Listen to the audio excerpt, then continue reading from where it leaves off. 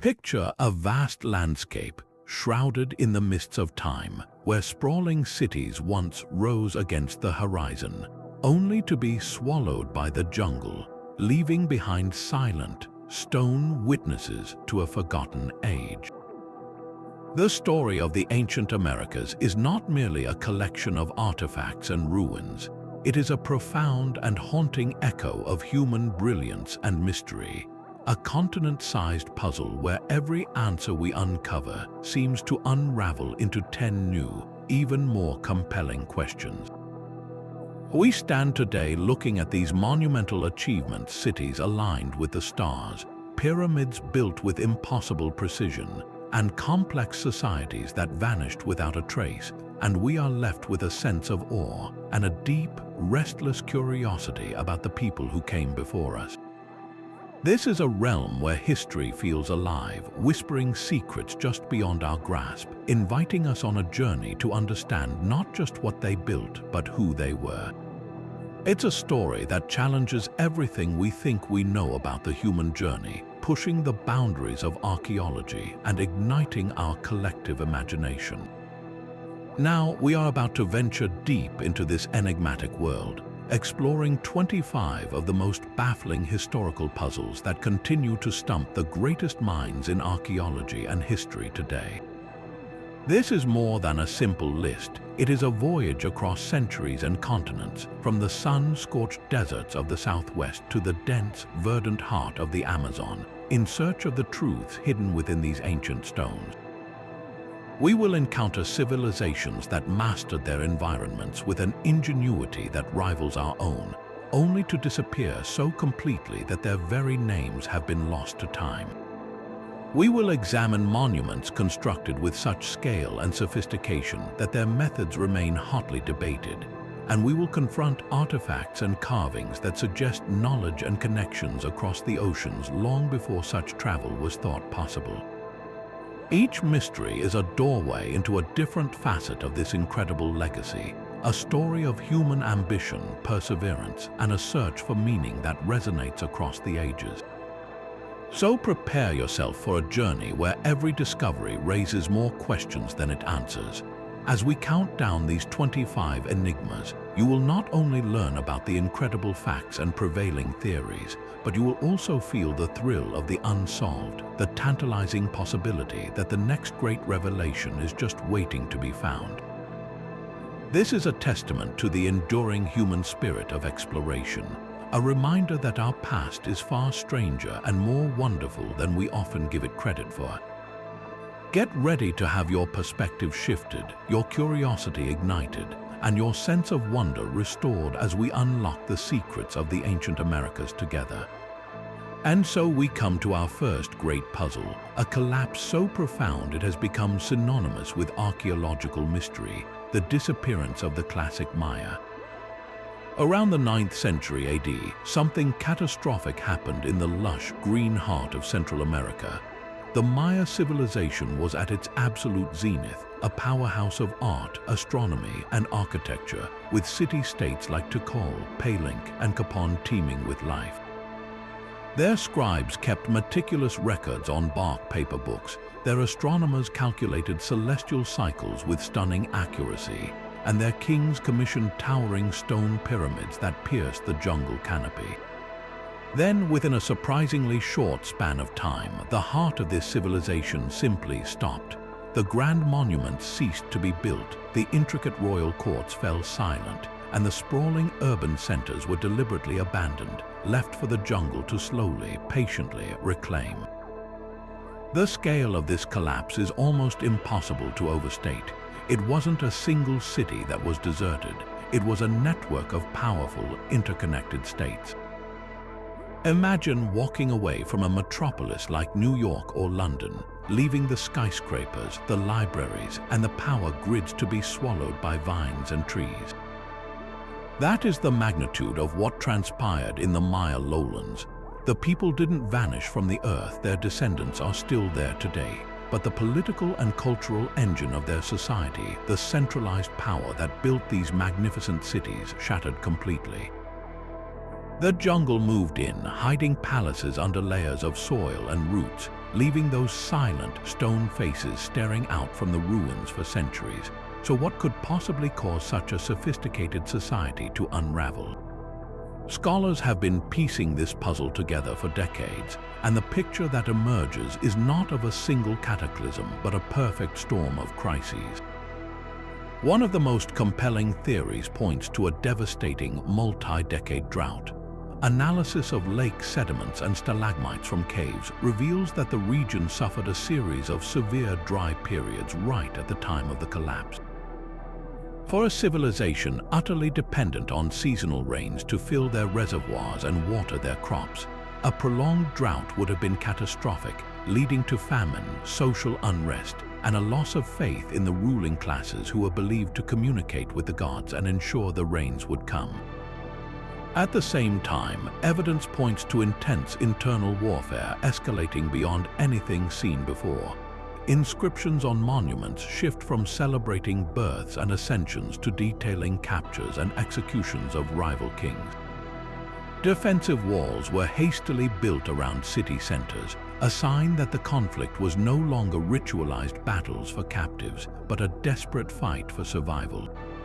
This warfare would have disrupted trade routes, destroyed farmland, and further strained resources already stretched thin by a potentially overpopulated landscape. It's a hauntingly familiar cycle, environmental stress leading to conflict, which in turn exacerbates the scarcity, creating a feedback loop from which the system could not recover. The very grandeur of the cities may have been their undoing, as the demand for resources to sustain the elite and build ever larger monuments finally pushed the environment past its breaking point. The Maya collapse stands as a stark, powerful reminder that no civilization, no matter how brilliant or advanced, is immune to the pressures of its own ecosystem and the consequences of its own ambitions. From the crumbling limestone pyramids of the Maya, we journey south to one of the most arid and starkly beautiful landscapes on Earth, the coastal deserts of Peru. Here, spread across nearly 250 square miles of rugged, rain-starved plateau, lies a mystery etched into the very skin of the planet, the Nazca Lines. These are not mere scratches on the ground. They are immense geoglyphs, monumental drawings created by the ancient Nazca people between 500 BC and 500 CE, by the simple, painstaking act of removing the dark, sun-baked surface stones to reveal the lighter-colored sand beneath. The result is a breathtaking gallery of art on a scale that defies human perception from the ground. We find a hummingbird with wings outstretched, a spider with legs perfectly proportioned, a monkey with an elaborately curled tail, a killer whale, and even a humanoid figure often called the astronaut.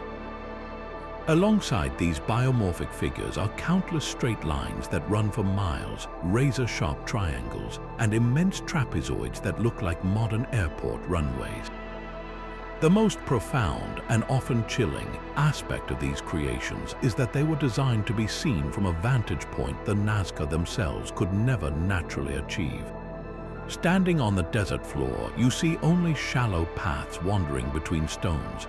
It is only from the air, hundreds of feet above, that the figures snap into focus with stunning clarity and precision.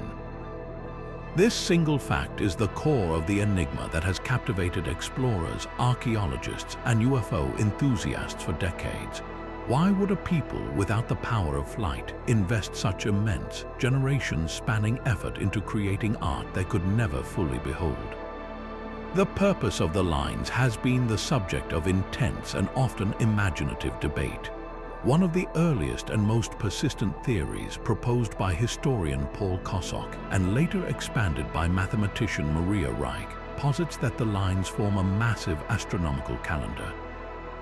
According to this view, the long, straight lines point to the horizon where the sun, moon, and certain stars would rise or set on significant dates, marking the seasons for a society dependent on agriculture. The animal figures, then, might have represented constellations in the Nazca cosmos. Others argue for a more spiritual, ritualistic function.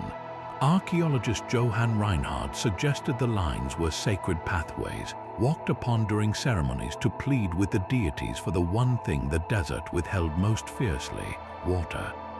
Many of the figures, like the hummingbird, monkey, and spider, are associated with rain and fertility in Andean mythology. The trapezoidal shapes, which often lead to small hills or water sources, could have been ceremonial plazas where communities gathered to make offerings. The act of creating and maintaining the lines itself may have been a form of collective worship, a way of weaving the community and the landscape into a single, sacred tapestry. And then, of course, there are the more speculative ideas, from landing strips for ancient astronauts to complex maps of underground aquifers. While the extraterrestrial theory captures the public imagination, most archaeologists find the earthly explanations far more compelling, rooted in the Nazca's sophisticated understanding of their environment and their deep-seated religious beliefs. The how of their construction is in many ways just as impressive as the why. The Nazca did not have aerial blueprints or advanced surveying tools. Their method was one of brilliant simplicity and scaling. Researchers have demonstrated that they could have created these massive figures by first making a small-scale model on a grid.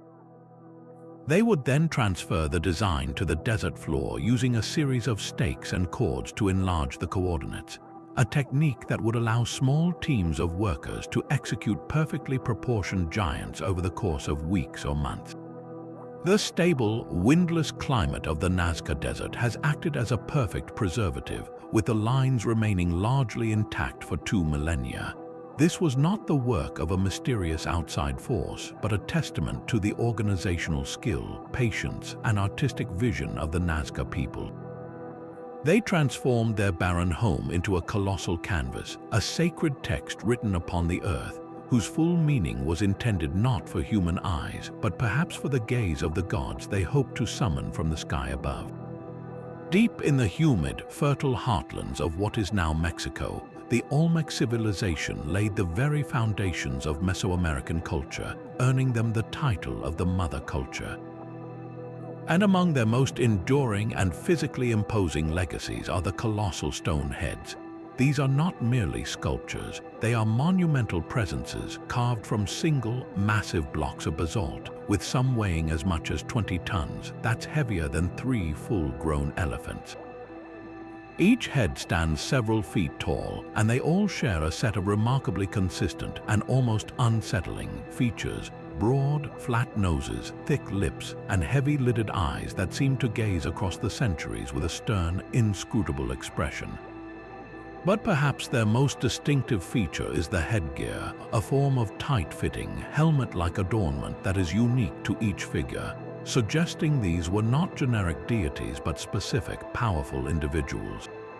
This very uniqueness drives the central question that has surrounded these giants since their rediscovery: who or what were they meant to represent? The prevailing theory among archaeologists is that they are portraits of powerful Olmec rulers. In this view, each head immortalized a specific leader, their helmet possibly representing a form of protective headgear worn in battle or during ritual events. The sheer scale of the sculpture would have been a direct manifestation of that ruler's power and authority, a permanent, unmovable declaration of their status to the community.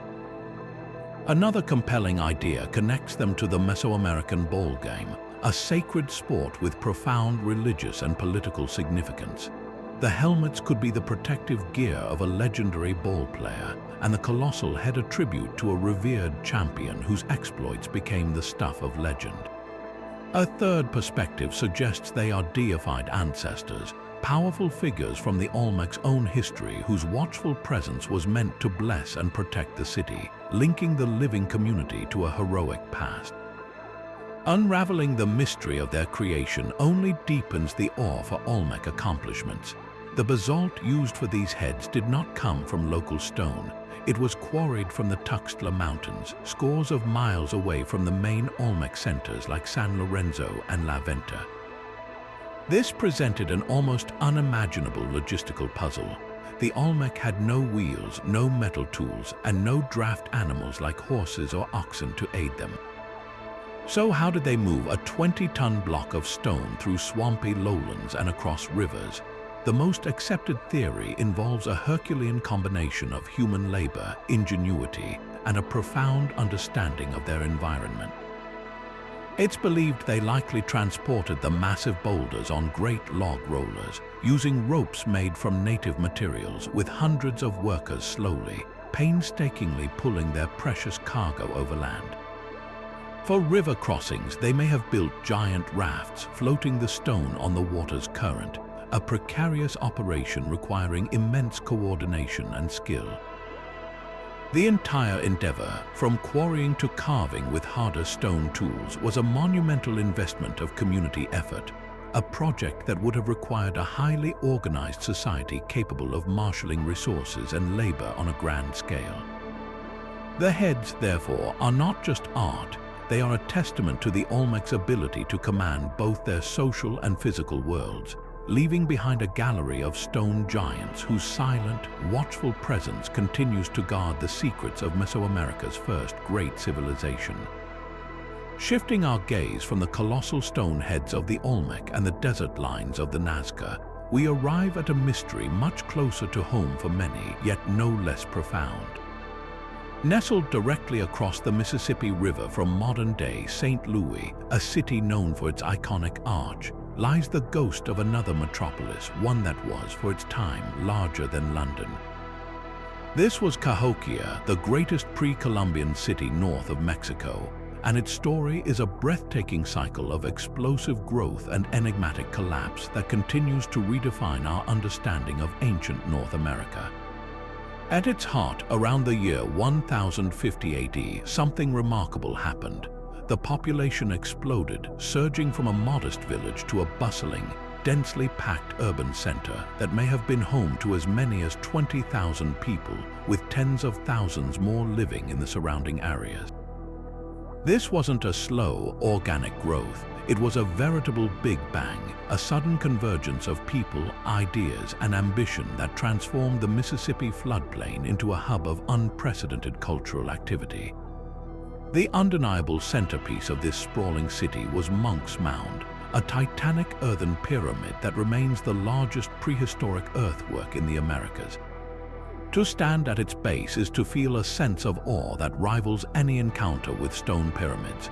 This was not a pile of dirt, it was a meticulously engineered structure, built in 14 distinct stages over centuries, with a footprint larger than the Great Pyramid of Giza.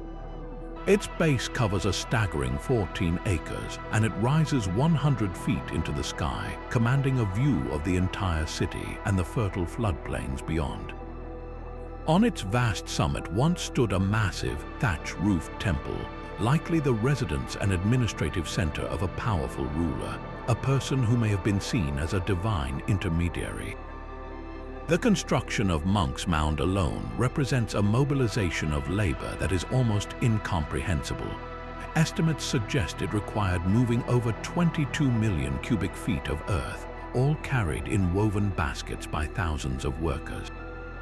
This was a society capable of grand, collective vision, a society that reshaped its very landscape to project its power and piety. Yet, the very speed of Cahokia's ascent is part of the puzzle, for its decline was just as swift. By the mid-13th century, the city's fortunes had turned. By 1350, it was largely abandoned, its grand plazas empty, its towering mounds silent sentinels over a depopulated landscape. So, what happened to this Mississippian powerhouse? The evidence points not to a single, catastrophic event, but to a cascade of interconnected problems.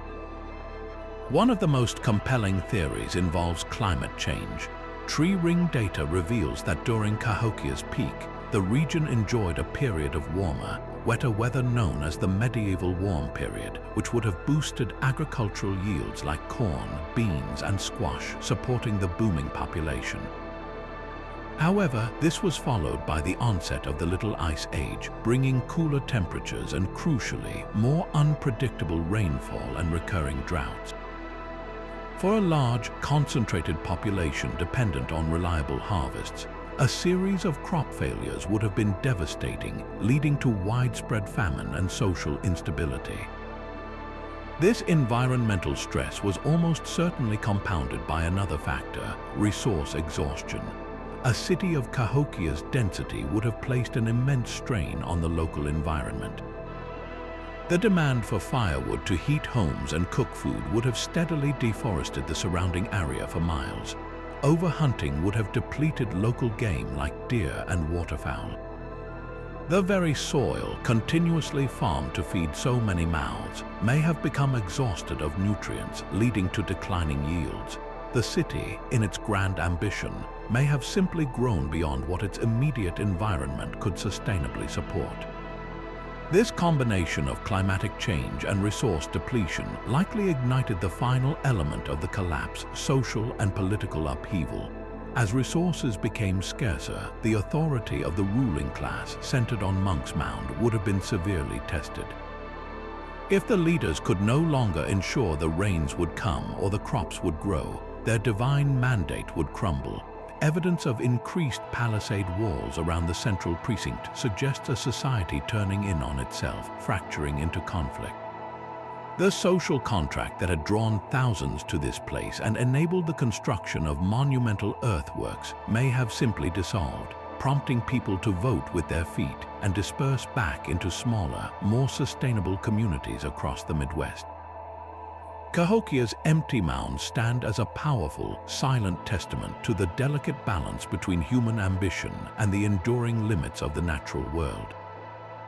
Leaving the earthen mounds of Cahokia behind, we travel to the breathtaking heights of the Andes, where the very mountains seem to touch the sky. Here, the Inca Empire forged an architectural legacy so enduring, so mystifyingly precise, that it challenges our understanding of ancient engineering. Their stonework is not just construction, it is a kind of alchemy where ordinary rock was transformed into a seemingly liquid, living form, fitted together in a perfect, interlocking puzzle. Nowhere is this more evident than at the fortress of Sacsayhuaman, which looms over the city of Cusco. The site is dominated by colossal zig-zagging walls built from enormous limestone boulders, some weighing well over 100 tons. The sheer size of these stones is staggering, but it's their fitting that truly defies belief. These are not uniform bricks. Each block is a unique, irregular polygon with as many as 12 different sides and angles. Yet they were carved and joined together so perfectly that for centuries the mortarless seams have been impervious to the elements and to human probing. The classic and entirely accurate testament to their precision is that you cannot force a razor blade or even a single piece of paper between the stones. This was not a matter of simple stacking, it was a profound three-dimensional art form. So how was this impossible feat accomplished without the use of iron tools, the wheel, or even a written language to draft complex plans? The prevailing theory, supported by archaeological evidence and Spanish chronicles, points to a process of astonishing patience and tactile skill. It's believed that stonemasons would first quarry a block using stone hammers and bronze chisels. Then the real magic began. A finished stone already in place would serve as a three-dimensional template. The new block would be hoisted next to it, and workers would meticulously shape it to match the negative space.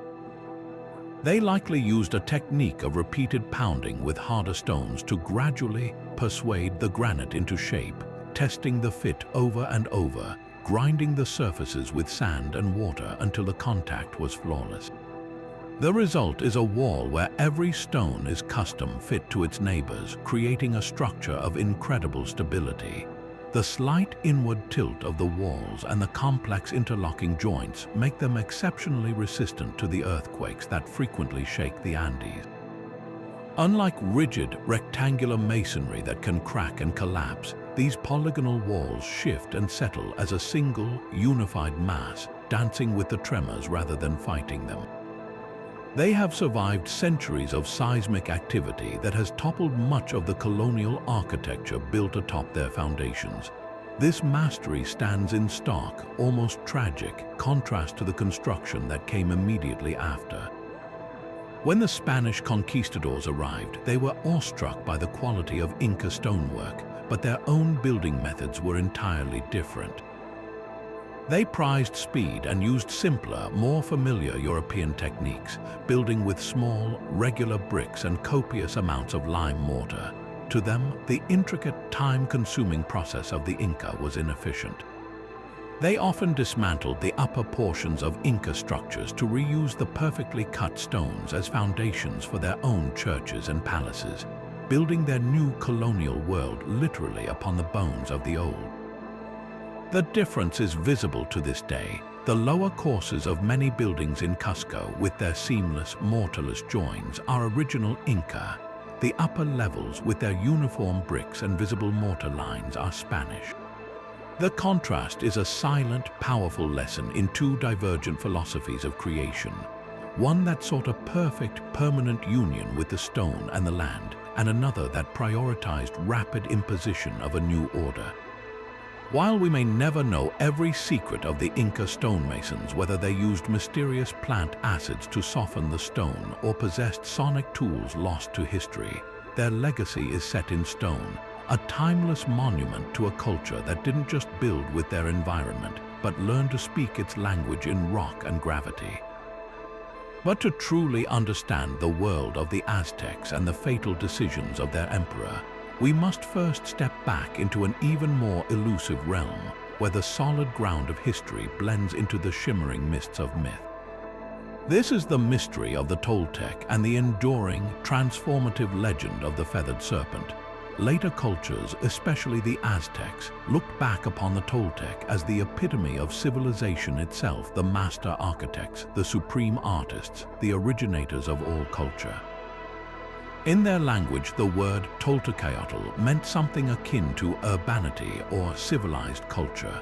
To be Toltec was to be the ideal, the gold standard against which all other societies were measured. The great Aztec poet king of Texcoco, Nezahualcoyotl, even traced his own lineage back to these fabled founders, using their perceived glory to solidify his own right to rule. The Aztecs claimed that the Toltec capital, Tollan, was a place of unparalleled splendor, where palaces were adorned with gold, jade, and precious feathers, and where the arts of writing, calendrics, and astronomy were perfected. At the heart of this legendary history stands a figure who is both man and god, Ciacatl Topiltzin Quetzalcoatl. His very name is a tapestry of meaning. Ciacatl is his birth date in the sacred calendar. Topiltzin means our prince, and Quetzalcoatl translates to feathered serpent, a title denoting his divine status. He was said to be a priest king of Tollan, a ruler of profound piety and wisdom who ushered in a golden age.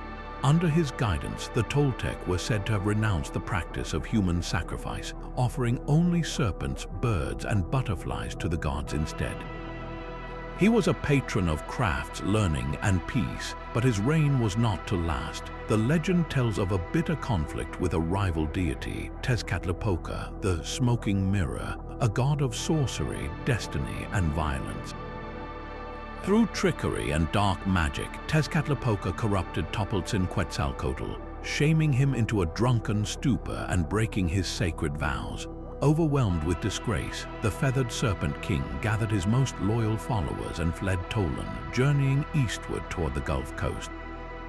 The most haunting part of the myth, however, is his final promise. As he departed, he declared that he would one day return in the year one reed, Ciacatl, the very year of his birth, to reclaim his throne and restore his righteous kingdom. This brings us to the central, heated debate that has occupied archaeologists and historians for over a century. Who were the Toltec, really? Was Tollan a real, powerful empire whose influence stretched across Mesoamerica? Or was it largely a mythological construct, an idealized past invented by the Aztecs to justify their own imperial dominance? One school of thought points to the archaeological site of Cholá in the present-day Mexican state of Hidalgo as the historical Tollan. At Cholá, we find impressive remains that seem to echo the legends: grand pyramids, colonnaded halls, and most famously, the massive four-sided stone columns carved as warriors known as the Atlantean figures. There is also evidence of a cult of Quetzalcoatl at the site. Proponents of this view argue that Chala was indeed the capital of a significant regional state that exerted considerable influence, perhaps even establishing trade and cultural contacts with distant Chichen Itza in the Maya world, where strikingly similar architectural styles and warrior columns appear. In this version, the Toltec were a real militaristic empire, and the story of Topiltzin Quetzalcoatl is a mythologized memory of a historical power struggle between a peaceful, priestly faction and a more militant, sacrificial one. The opposing perspective, however, urges caution. Scholars in this camp argue that the archaeological evidence at Chala, while impressive, does not match the epic scale of the city described in the Aztec accounts. There is no evidence of the fabulous wealth of gold and jade. They suggest that the Aztecs, as relative newcomers building a vast empire, had a powerful political need to create a glorious pedigree for themselves. By claiming descent from the wise and noble Toltec, they legitimized their often brutal rule. The story of the feathered serpent king, then, was less a historical record and more a foundational myth, a template for what a righteous ruler should be. The debate is far from settled, and most modern scholars likely see a middle path, that there was a historical Chala and a powerful Toltec state, but that its reputation was deliberately and dramatically inflated by the Aztecs for their own ideological purposes. The truth lies somewhere in the fusion of history and memory, where a real city and a possibly real ruler were transformed over centuries into symbols of a lost utopia. And it is this potent fusion of history and myth that would collide with reality in one of history's most fateful encounters. The legend of Quetzalcoatl's promised return was not a forgotten tale. It was a living, breathing part of Aztec state prophecy. When strange ships with towering sails appeared off the eastern coast in the year 1519, and word reached the Emperor Moctezuma II of pale-skinned, bearded men arriving from the east, the psychological impact was immediate and profound. The year was not a perfect match, but the symbolism was overwhelming. Had the feathered serpent god king returned as foretold from across the sea, this deeply ingrained cultural narrative did not cause the Aztec collapse. That was the work of European disease, superior weaponry, and shrewd Spanish alliances with the Aztecs' many enemies, but it critically shaped Moctezuma's initial response.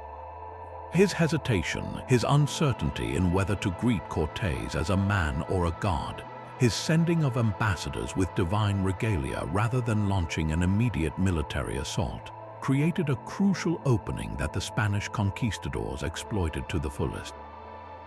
The legend of the Toltec, whether born of historical fact or political fiction, had set a trap from the past, a psychological snare that helped unravel one of the greatest empires the Americas had ever known, proving that a story, when believed deeply enough, can wield power as tangible as any army. Moving from the grand stonework of the Andes, we descend to the arid coastal valleys of northern Peru, where a civilization flourished that left behind a legacy not of serene temples, but of hauntingly vivid art and evidence of a deeply ritualized and often brutal world. This is the mystery of the Moche, a culture that dominated the region from around 100 to 800 AD. They were master engineers, building vast irrigation canals to turn the desert green, and unparalleled artists whose ceramic vessels and metalwork capture a stunning level of detail and realism.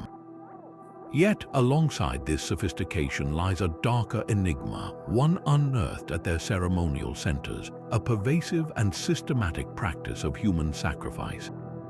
The most compelling evidence comes from the Huaca de la Luna, the Pyramid of the Moon, a massive adobe complex that served as the spiritual heart of Moche power.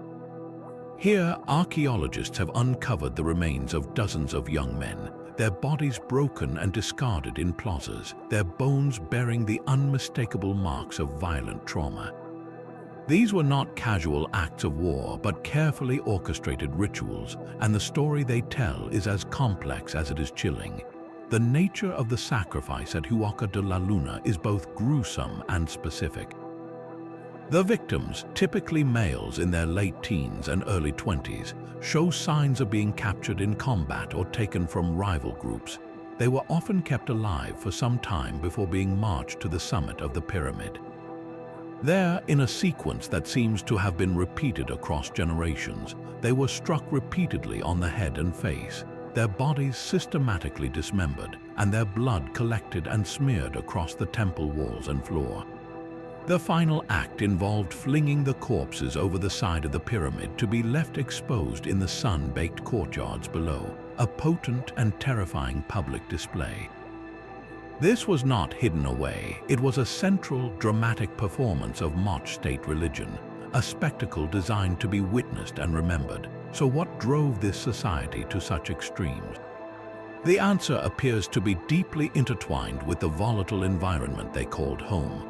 The Moche coast is periodically ravaged by El Niño, a climatic phenomenon that can bring torrential rains, catastrophic flooding, and then, paradoxically, prolonged drought. The archaeological record shows that several major phases of construction at Huaca de la Luna correspond directly with evidence of severe El Niño events. One leading theory posits that these sacrifices were a desperate form of appeasement, an attempt to communicate with or placate the angry deities believed to control the weather. By offering the ultimate gift, human life and blood, the Moche priests may have been trying to restore balance to a world thrown into chaos, to coax the sun back and calm the raging seas. The sacrifice was a transaction with the divine, a terrible price paid to ensure the community's survival. But there is another, equally compelling perspective that looks beyond the environment to the very structure of Moche power. This theory suggests the rituals were as much about politics as they were about piety. The elaborate ceremonies, centered on a powerful priestly elite, served to reinforce social hierarchy and demonstrate the authority of the rulers. By controlling this dramatic dialogue with the gods, the elite cemented their own divine right to rule. The victims themselves, often identified by their distinct physical features or dental modifications as coming from distant valleys, were living proof of the Moche state's military reach and dominance over its neighbors. In this view, the sacrifice was a powerful piece of political theater, a brutal reminder to the populace of the consequences of defiance and the strength of their leaders. It was a tool for maintaining control, transforming military captives into symbolic offerings that sustained not just the cosmic order, but the social one as well. Perhaps the most fascinating aspect of this entire mystery is that the Moche left us what appears to be a direct visual record of these rituals. Their fine-line pottery often depicts a recurring, elaborate ceremony now known as the sacrifice ceremony. This complex iconography shows a central figure, often called the warrior priest or the bird priest, receiving a goblet of blood from a subordinate, while another figure, the decapitator priest, stands nearby, often holding a toomey knife and a severed head. For a long time, scholars debated whether these scenes were mythological, representing stories of gods and heroes. The discoveries at Huaca de la Luna, with their precise correlation to the artistic depictions from the clothing of the priests to the method of sacrifice, strongly argue that this art was documenting a real historical practice. The Moche were using their artistic genius to record their most important state rituals, blurring the line between sacred narrative and historical document in a way that is unique in the ancient Americas. This creates a profound and unsettling dialogue between the object and the excavation, where a scene painted on a pot 1,000 years ago can be directly linked to the physical remains of a victim found in the dust, forever connecting their vibrant art to their most solemn and terrifying rites. High in the cloud forests of northern Peru, where the air is thin and mist clings perpetually to the mountainsides, another civilization carved out a life of stunning beauty and profound mystery. These were the Chachapoya, known to history as the warriors of the clouds, a name given to them by their eventual conquerors, the Inca. Their story is one of fierce independence, enigmatic origins, and a unique relationship with the spirits of their ancestors that was literally set in stone. Their most famous city, Cuelap, is a breathtaking testament to their architectural genius. Often called the Machu Picchu of the North, Cuelap is in many ways even more imposing. It is a massive fortified settlement, a citadel sprawling across a 3,000-meter-long ridge, enclosed by a colossal wall that soars up to 60 feet in height in some places. Unlike the precisely cut stone of the Inca, Cuelap was built using local limestone, with thousands of individual dwellings and ceremonial structures creating a vast, labyrinthine city in the sky. The entrance itself is a marvel of defensive design, a long, narrow corridor that funnels visitors inward, making any attacking force incredibly vulnerable. To walk through this passage and emerge into the vast interior, with its hundreds of circular foundations and the ever-present mist, is to feel the formidable presence of a people who valued their seclusion and security above all else. This sense of a people apart is amplified by the historical descriptions of the Chachapoya themselves. Spanish chroniclers, drawing on Inca accounts, repeatedly described them as being strikingly different from their neighbors. They were said to be tall, with light skin and fair hair, descriptions that have fueled centuries of speculation about transoceanic contact with Europeans or other groups long before Columbus. While these physical descriptions are difficult to prove archaeologically, they underscore a powerful truth. The Chachapoya were perceived as a distinct and separate people, a unique ethnic group whose origins remain a subject of lively debate. Some genetic studies have suggested a high degree of genetic diversity and isolation in the region, which could account for their noted distinctiveness. Their fierce resistance to the expanding Inca Empire only cemented their legendary status. For decades, they held the Inca at bay from their mountain fortresses, but were finally subsumed into the empire, becoming a subject people. Yet, even in defeat, their warrior spirit remained. Chachapoya fighters were so respected that they were conscripted into the Inca army, even forming a key part of the force that fought against the Spanish conquistadors, a final, tragic twist where they battled for the empire that had conquered them. But the most haunting and defining mystery of the Chachapoya lies not in their fortified cities, but in their treatment of the dead. Their belief system regarding the afterlife was manifested in one of the most dramatic and visually stunning burial traditions in the ancient world, the Puran matches. These were not tombs hidden away in the earth. They were sarcophagi, anthropomorphic clay coffins sculpted into rough human forms, often with stylized heads and faces, and they were placed in impossibly high, sheer cliff faces, overlooking the vast expanse of the Utcubamba River Valley. Each Puran machu was an individual sentinel, a lone figure perched on a narrow ledge, staring out across the landscape for eternity. The process of creating and placing these sarcophagi was an immense and dangerous undertaking. After a body was carefully prepared and placed in a fetal position, it was wrapped in layers of cloth and sealed inside the clay coffin. Then, using scaffolding or by descending from the clifftop with ropes, the Chachapoya would painstakingly haul the heavy Puran machu up to its final resting place, a perilous operation that speaks to the profound importance of this ritual. The purpose of this practice was deeply spiritual. By placing their most revered dead in these lofty, inaccessible sanctuaries, the Chachapoya were physically elevating them closer to the celestial realm, to the gods and spirits of the mountain peaks that pierce the clouds. They were also protecting them from desecration by enemies or animals, ensuring their journey to the afterlife was undisturbed. But perhaps most importantly, these ancestral sentinels served as permanent, watchful guardians over the living communities in the valleys below.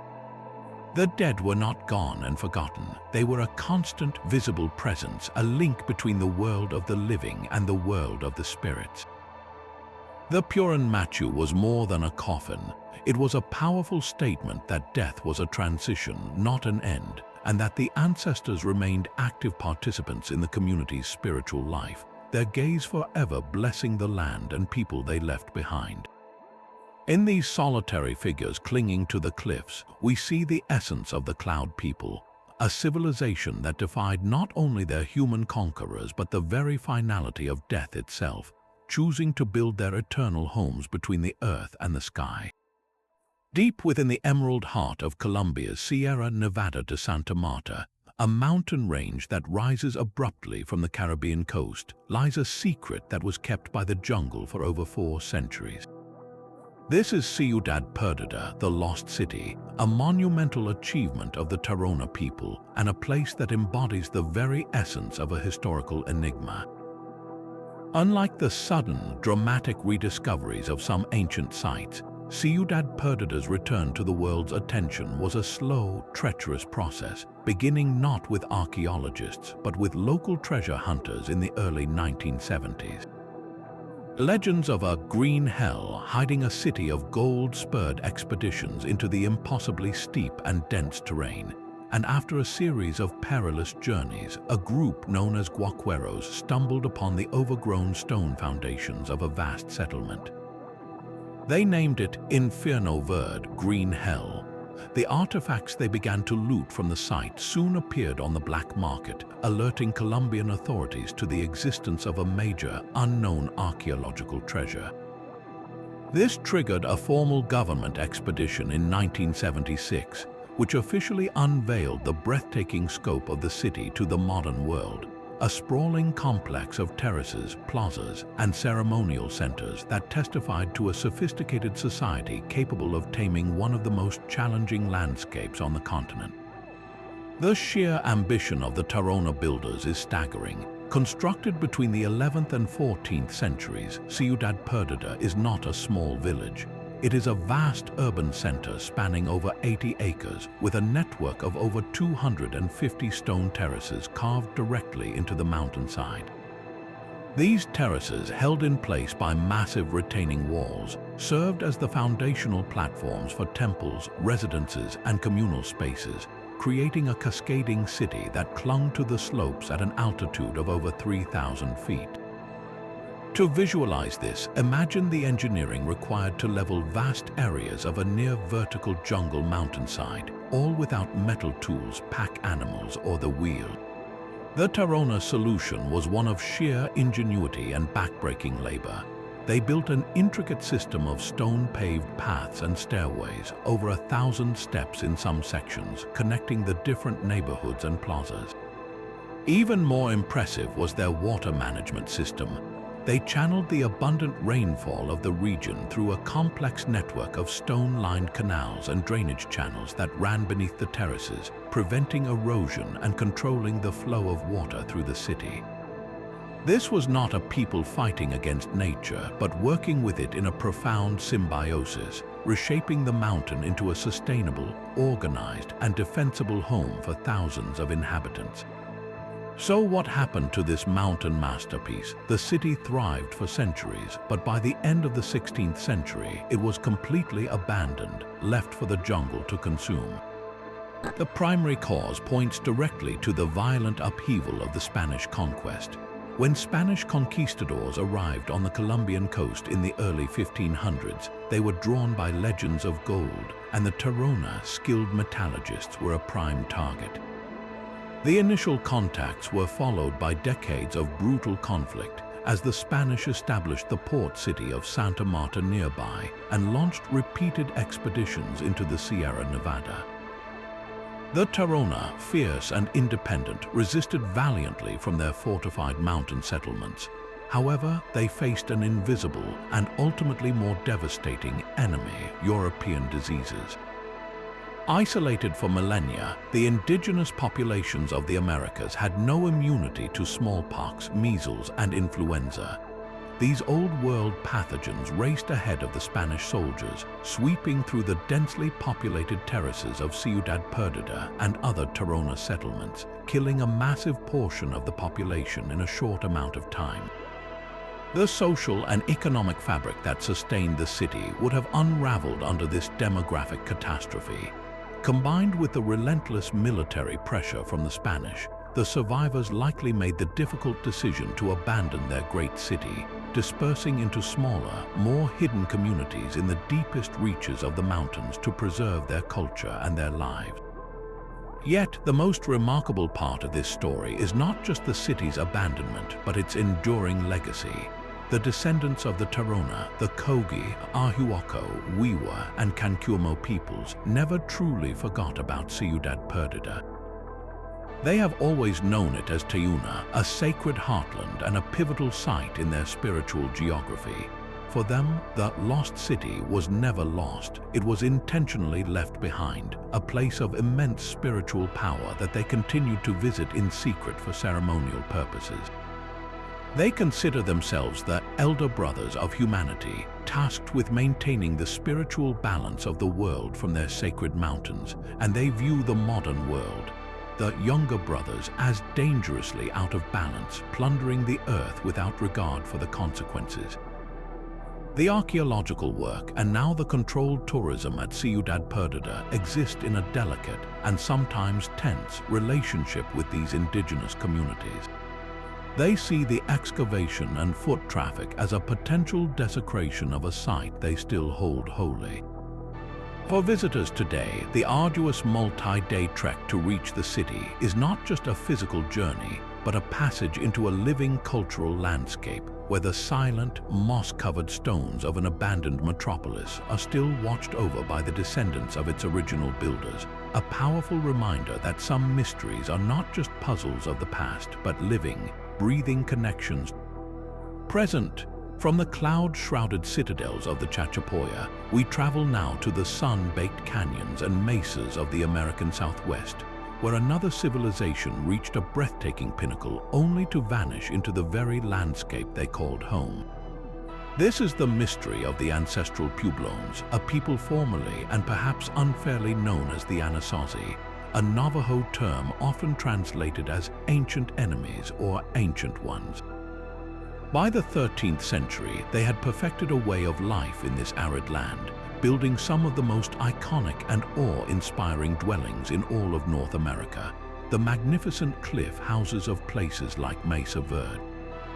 These were not primitive caves, but sophisticated, multi-story apartment complexes ingeniously constructed in vast, natural alcoves high up on sheer canyon walls. To stand in Cliff Palace at Mesa Verde, surrounded by hundreds of rooms and ceremonial kivas built from sandstone blocks and mortar, is to witness a profound architectural triumph, a testament to a society that had mastered its challenging environment for centuries. Yet, within a remarkably short period, roughly centered around 1300 AD, these bustling centers were completely abandoned. The people who had painstakingly built them simply walked away, leaving behind pottery, tools, and the very walls of their homes. This was not a localized event. The entire Four Corners region, the heartland of the ancestral Pueblo world, witnessed a widespread depopulation. The great houses of Choco Canyon, with their celestial alignments and sprawling, planned communities, fell silent. The cliff dwellings of Mesa Verde were left empty. This mass exodus from a homeland they had occupied for generations is one of the most compelling disappearance acts in American history, and unraveling it requires looking at a complex web of environmental and social pressures that created a perfect storm. At the forefront of this investigation is a climatic catastrophe of staggering proportions, a mega drought that gripped the region for multiple decades. Tree ring data, which provides an annual record of rainfall, reveals a period of profound and unrelenting aridity beginning in the late 1300s. For a society living on the knife's edge of survival in a dry land, where even a few years of poor rains could cause hardship, a drought lasting a generation would have been absolutely devastating. The reservoirs and springs that communities relied upon would have dried up. The delicate dry farming techniques used to grow corn, beans, and squash would have failed repeatedly. In such a scenario, the very land could no longer support the concentrated populations that had grown up around the great ceremonial centers like Chaco Canyon. The environment, once a partner to be managed, became an adversary that could not be overcome. This environmental collapse appears to have ignited and exacerbated severe social unrest. The archaeological record reveals a chilling shift in this period. There is evidence of increased violence, with some sites showing signs of conflagration and unburied bodies bearing traumatic injuries. Perhaps the most controversial and darkly fascinating evidence comes from a few sites, such as Cowboy Wash in southwestern Colorado, where analyses of human bone fragments point to acts of cannibalism. The interpretation of this evidence is hotly debated. Some scholars argue it represents a final, desperate act of survival during famine. Others see it as a form of ritualized terror warfare, a deliberate and symbolic act of violence intended to annihilate the spiritual essence of one's enemies, a practice known from other cultures. Whether driven by starvation or social conflict, this violence suggests a society tearing itself apart from within, as the social contracts and shared beliefs that had held communities together for centuries began to shatter under the immense pressure of scarcity. Adding another layer to this complex puzzle is the possibility of a profound religious or ideological transformation. The ancestral Puebloan world was deeply spiritual, centered on the kiva, a circular, subterranean room used for ceremonies that connected the community to the spirit world. Some researchers suggest that the collapse of the Chaco system, with its clear hierarchical organization and grand, astronomically aligned great houses, may have led to a crisis of faith. If the powerful priests and leaders could no longer call forth the rains or ensure prosperity, their authority would have crumbled. This could have spurred a religious reformation, a turning away from the old ways and the old power centers. The dispersal of the population may not have been just a flight from drought and violence, but also a spiritual migration, a search for a new and more effective way to connect with the divine.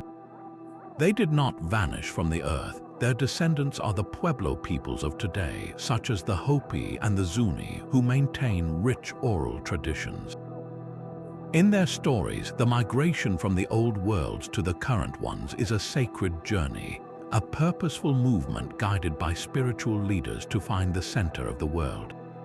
The abandonment of the cliff dwellings, then, can be seen not as a failure, but as a pivotal chapter in a long and ongoing story of cultural adaptation and resilience, a decision to leave behind stone and mortar in search of a new equilibrium with the world and the cosmos. While we often associate the rise of great civilizations with the cultivation of crops, the fields of corn, wheat, or rice that fueled sprawling populations, the story of the Calusa people of southwest Florida stands as a stunning exception to this rule.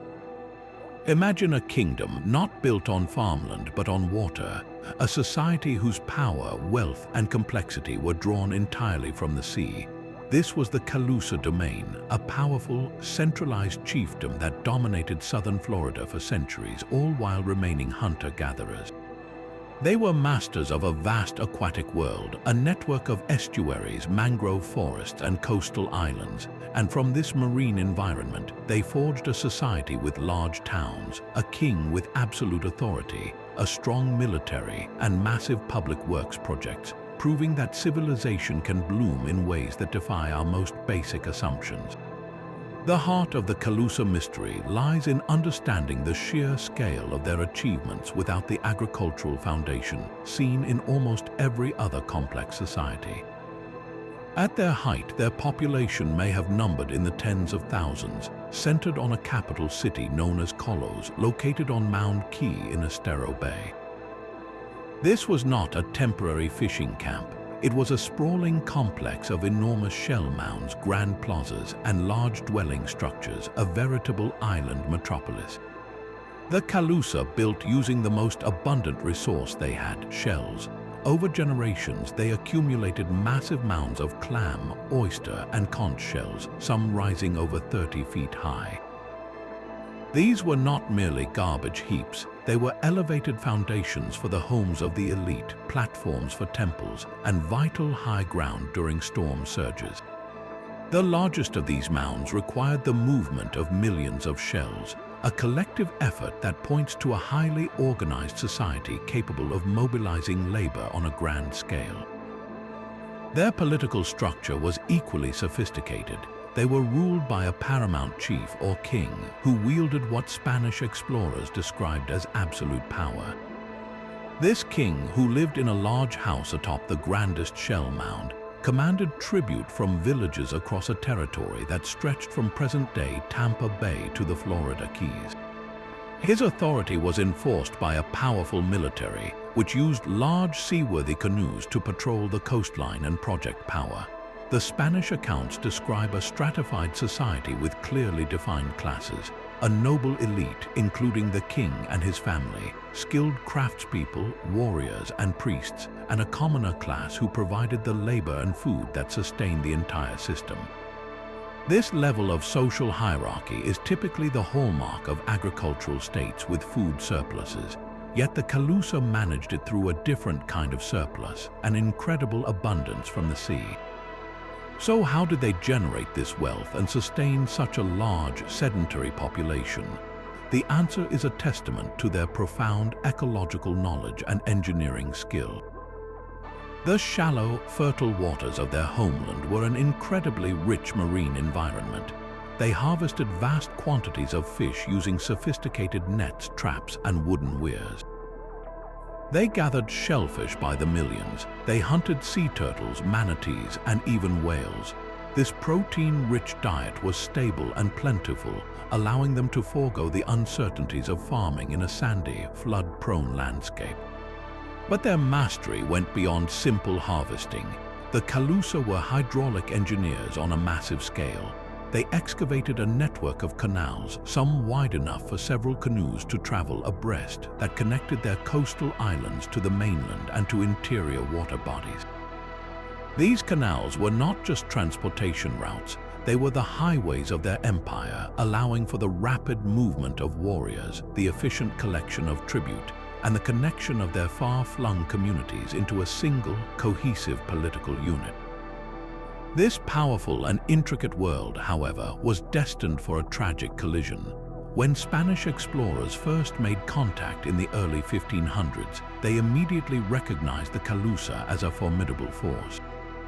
The king, known as Carlos, was a shrewd political operator who understood the threat the newcomers posed. Initially, there was a tense and complex interchange, including a political marriage between Carlos's sister and a Spanish commander in a failed attempt to forge an alliance.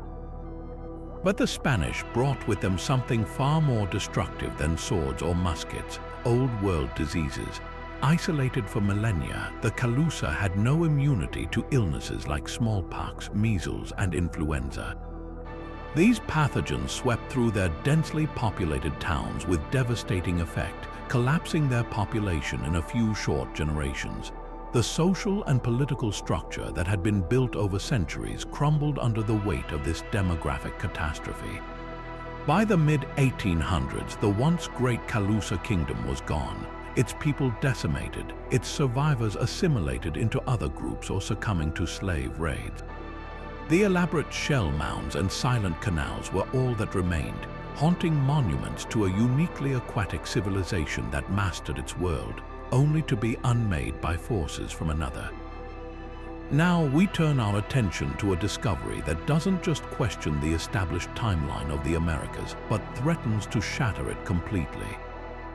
Nestled in the remote, semi-arid wilderness of northeastern Brazil, the Serra da Capivara National Park is a vast, open-air gallery of human history, home to one of the most significant and controversial collections of rock art on the planet.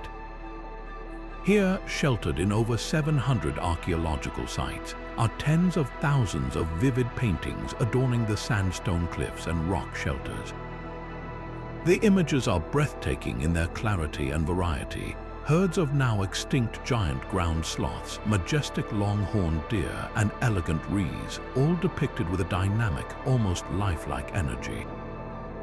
Alongside these animals are scenes of human life figures dancing in elaborate rituals, hunting with spears and atlatls, and engaging in communal celebrations.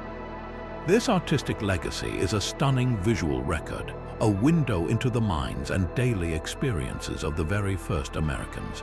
Yet, the true bombshell of Serra da Capivara lies not in what is painted, but in the profound age of these creations, an age that directly challenges one of archaeology's longest-held doctrines.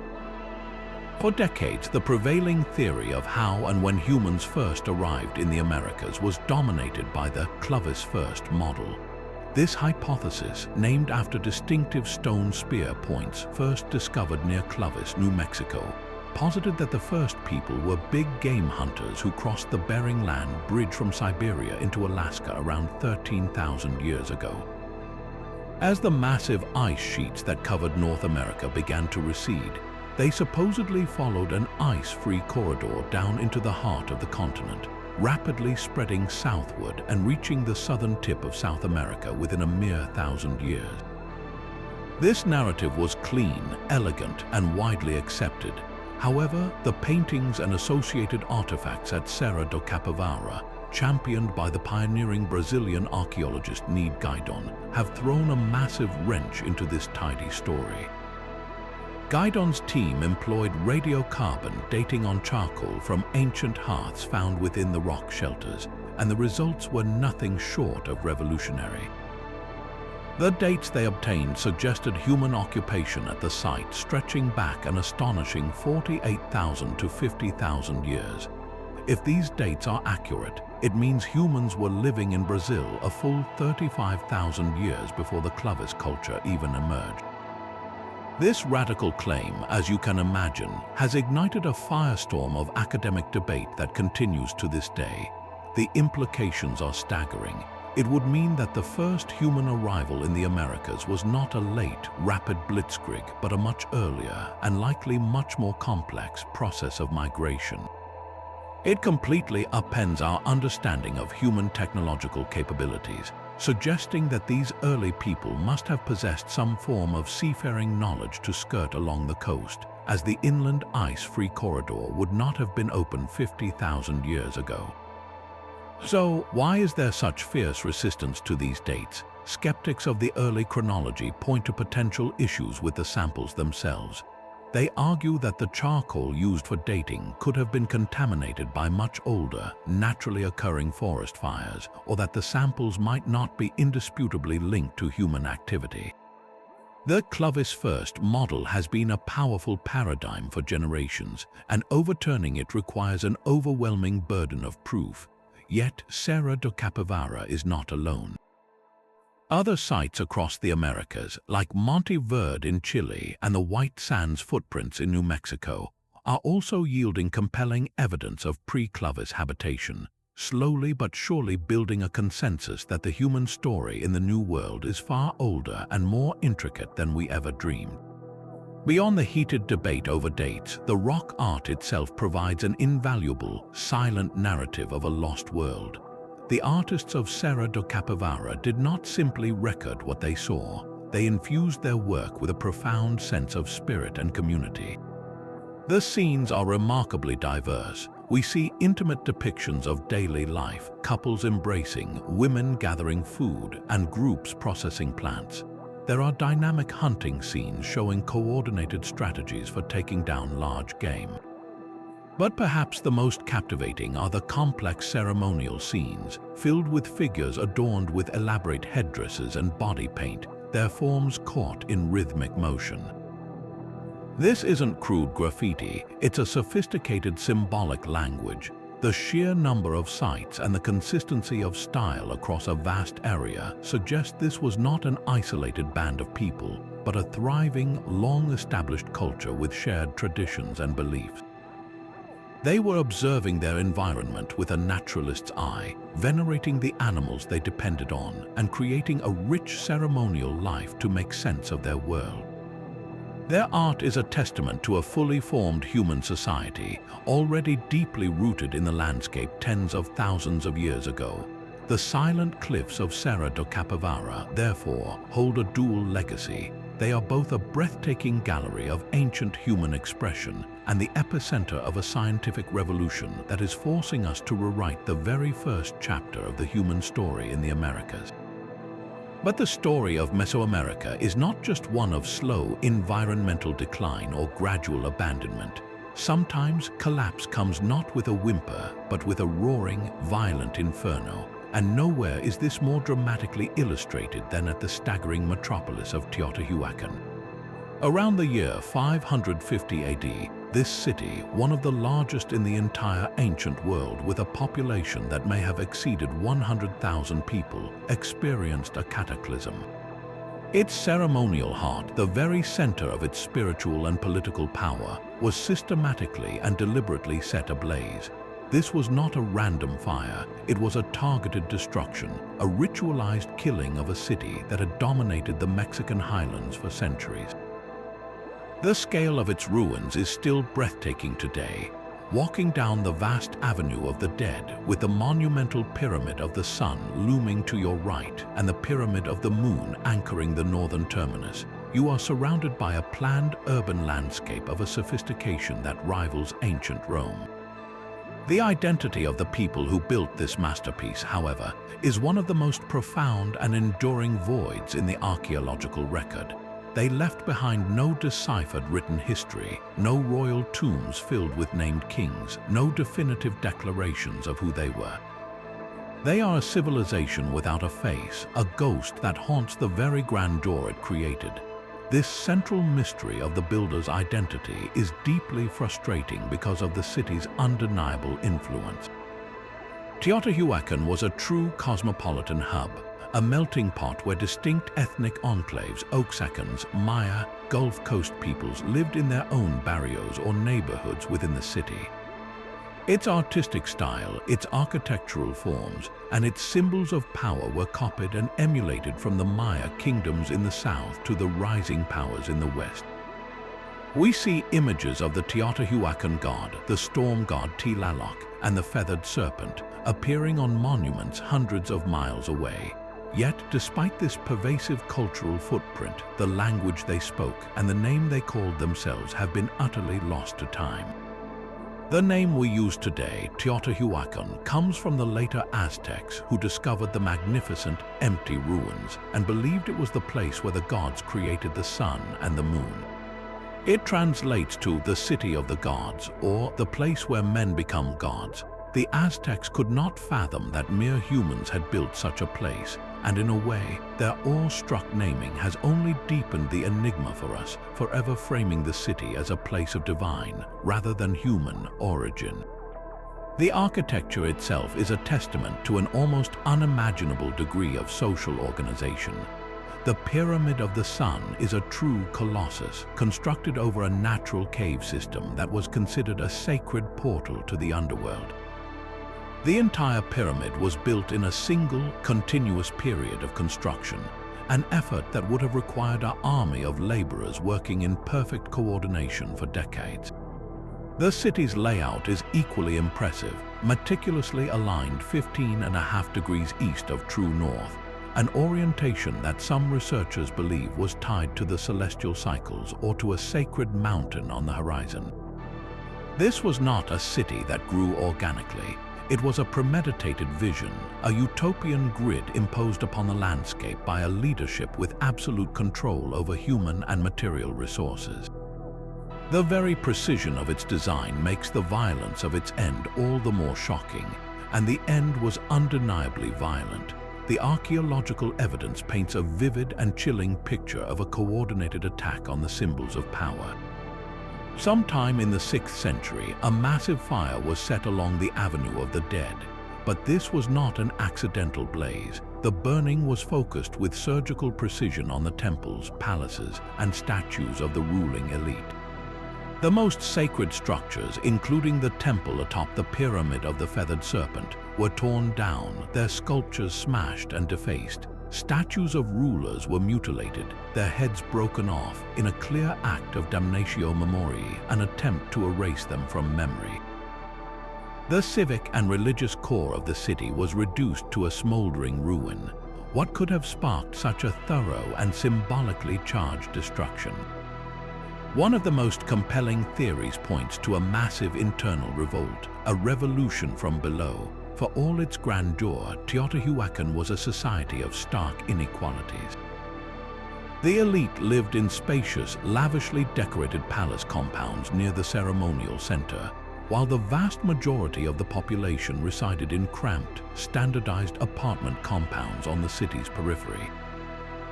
They were the artisans, the farmers, the laborers who built the pyramids and sustained the economy. Over time, the gulf between the rulers and the ruled may have become intolerable. Perhaps a series of droughts or famines exposed the fragility of the elite's claim to divine favor. If the priests and kings could no longer intercede with the gods to bring rain and prosperity, their authority would have evaporated. The systematic burning of the palaces and temples suggests a populist rage directed squarely at the ruling class, a violent overthrow of a system perceived as corrupt, repressive, and spiritually bankrupt.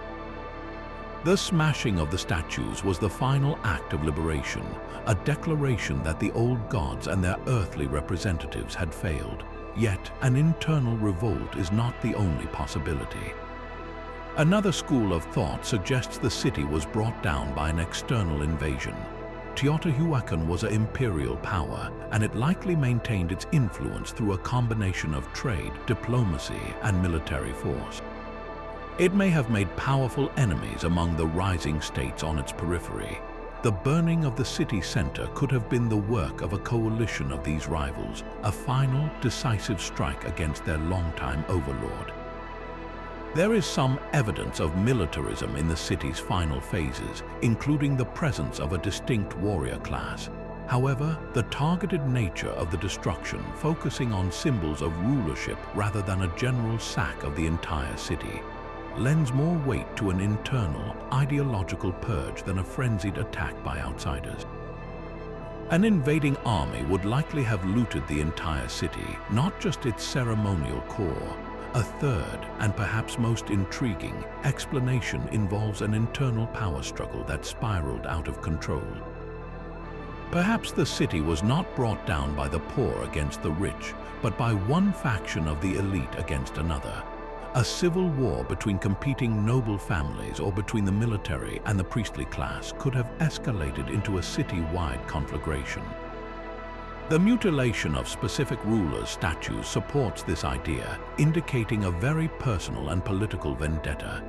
In this scenario, the city was not overthrown by its underclass, but shattered from within its own halls of power, a case of internecine conflict so brutal that it destroyed the very system that gave the warring factions their meaning. The truth of Teotihuacan's fall likely contains threads of all these possibilities: environmental stress exacerbating social inequality, leading to political instability that erupted into unstoppable violence. The Great Pyramids were left standing, but the heart of the city of the gods was scorched empty, a silent, ashen monument to the fact that even the most magnificent and powerful of human creations are not immune to the fires of their own discord. Descending from the colossal, fire-scarred ruins of Teotihuacan, we journey to the northern coast of Peru, to a culture whose legacy is not written in stone but forged in metal. This is the world of the Sicán, a people also known as the Lambayeque, who rose to power in the arid river valleys around 750 AD. While they inherited traditions from earlier powers like the Moche, the Sicán carved out their own distinct identity, one defined by an almost supernatural mastery of metallurgy and a spiritual world that revolved around a central, enigmatic deity. Their society was a theocracy, a kingdom where spiritual and political power were fused into one, and the ultimate expression of this belief system was an individual known today as the Sicán Lord, whose lavish and bizarre tomb provides a stunning yet puzzling window into this golden age. The discovery of the Sicán Lord's tomb in the 1990s at the site of Huacaloro was a watershed moment in Andean archaeology. Here, buried in a deep, bottle-shaped shaft tomb nearly 30 feet underground, lay the body of a middle-aged man. But it was his position that immediately confounded researchers. He was not laid to rest in a traditional, respectful posture. Instead, he had been placed upside down, his head pointed toward the earth and his feet toward the sky. This inverted burial is incredibly rare in the ancient world and speaks to a profound and complex spiritual belief. One compelling interpretation is that this posture was a deliberate symbolic act connecting the deceased directly to the underworld. By orienting him head first into the earth, the Sicán may have been ensuring his spirit would journey directly into the realm of the ancestors and deities below, bypassing the world of the living to take his place among the powerful forces that govern their cosmos. It was a posture not of disrespect but of profound purpose, a final dramatic ritual to secure his passage. Yet the man himself was only part of the story. His body was the centerpiece of an almost unfathomable treasure, a veritable king's ransom in metals that showcased the pinnacle of Sicán technical skill. He was surrounded by over a ton of grave goods, a fortune in gold, silver, and copper alloys. There were ceremonial knives known as tumis, crowns, beaded pectorals, and countless other ornaments. But the most iconic object was the magnificent gold mask that was placed near his detached skull. This mask is not a generic face. It is the unmistakable visage of the Sicán deity, the central figure of their religion. This being is depicted with stern, upturned eyes, stylized wings, and often pointed ears. The Sicán Lord was not just a powerful ruler, he was the earthly embodiment of this god. In life, he would have been seen as the deity's representative, the intermediary between the people and the divine. In death, his burial with the mask and other regalia solidified this connection for eternity, transforming his tomb into a powerful religious symbol itself. The sheer volume of metal also served a practical, awe-inspiring purpose. It was a breathtaking display of wealth and economic control, a clear statement that the Sicán elite commanded the labor, the resources, and the technological secrets to produce such splendor. The technological prowess behind this treasure is what truly sets the Sicán apart. They were not simply skilled goldsmiths, they were the master chemists and engineers of the pre-Columbian world. Their most significant innovation was the creation of a sophisticated array of copper alloys, including arsenic bronze and a type of tumbaga, which is a gold-copper alloy. This wasn't just about making beautiful objects, it was about creating superior tools and weapons. Arsenic bronze, for instance, is significantly harder than pure copper, allowing for sharper, more durable axe blades and agricultural tools. But their most stunning achievement was their gilding technique, a complex process that involved depositing a thin layer of pure gold onto a copper or tumbaga object. They likely achieved this through a method called depletion gilding. An artisan would hammer an object made of tumbaga, then repeatedly heat it in a furnace. This would cause the copper at the surface to oxidize, forming a black layer of copper oxide. This layer would then be carefully scrubbed away with an acidic solution, perhaps made from fermented fruit, leaving behind a surface enriched with a higher concentration of gold. This process would be repeated over and over until the object appeared to be made of solid gold, even though its core was a much more common and durable metal. This mastery allowed the Sicán to create the spectacular, glittering regalia for their elites, while also producing the practical tools that sustained their economy, a perfect fusion of the sacred and the utilitarian. However, this glittering golden age was not destined to last. Around the year 1100 AD, the Sicán culture underwent a dramatic and rapid decline, abandoning their capital and many of their religious centers. The evidence points to a familiar yet terrifying adversary, the climate. The northern coast of Peru is exceptionally vulnerable to the El Niño Southern Oscillation, a periodic warming of Pacific Ocean currents that can trigger extreme weather.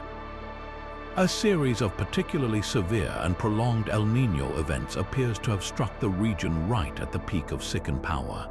These were not gentle rains, they were catastrophic deluges that would have caused massive flooding, washing away the intricate irrigation canals that fed their agriculture in the desert. This would have been followed by prolonged drought, as the normal patterns of weather were utterly disrupted. For a society dependent on controlled water for its survival, This 1-2 punch of flood and drought would have been devastating, leading to widespread crop failure and famine. This environmental catastrophe likely triggered a profound crisis of faith. The Sicán social and political structure was built upon the authority of the priestly elite, who were believed to maintain a divine covenant with the Sicán deity to ensure stability and prosperity. When the rains did not come, or when they came in destructive, uncontrollable torrents, the fundamental contract between the rulers and the ruled would have shattered. If the Sicán Lord and his class could no longer intercede with the gods to prevent such disasters, their power and legitimacy evaporated.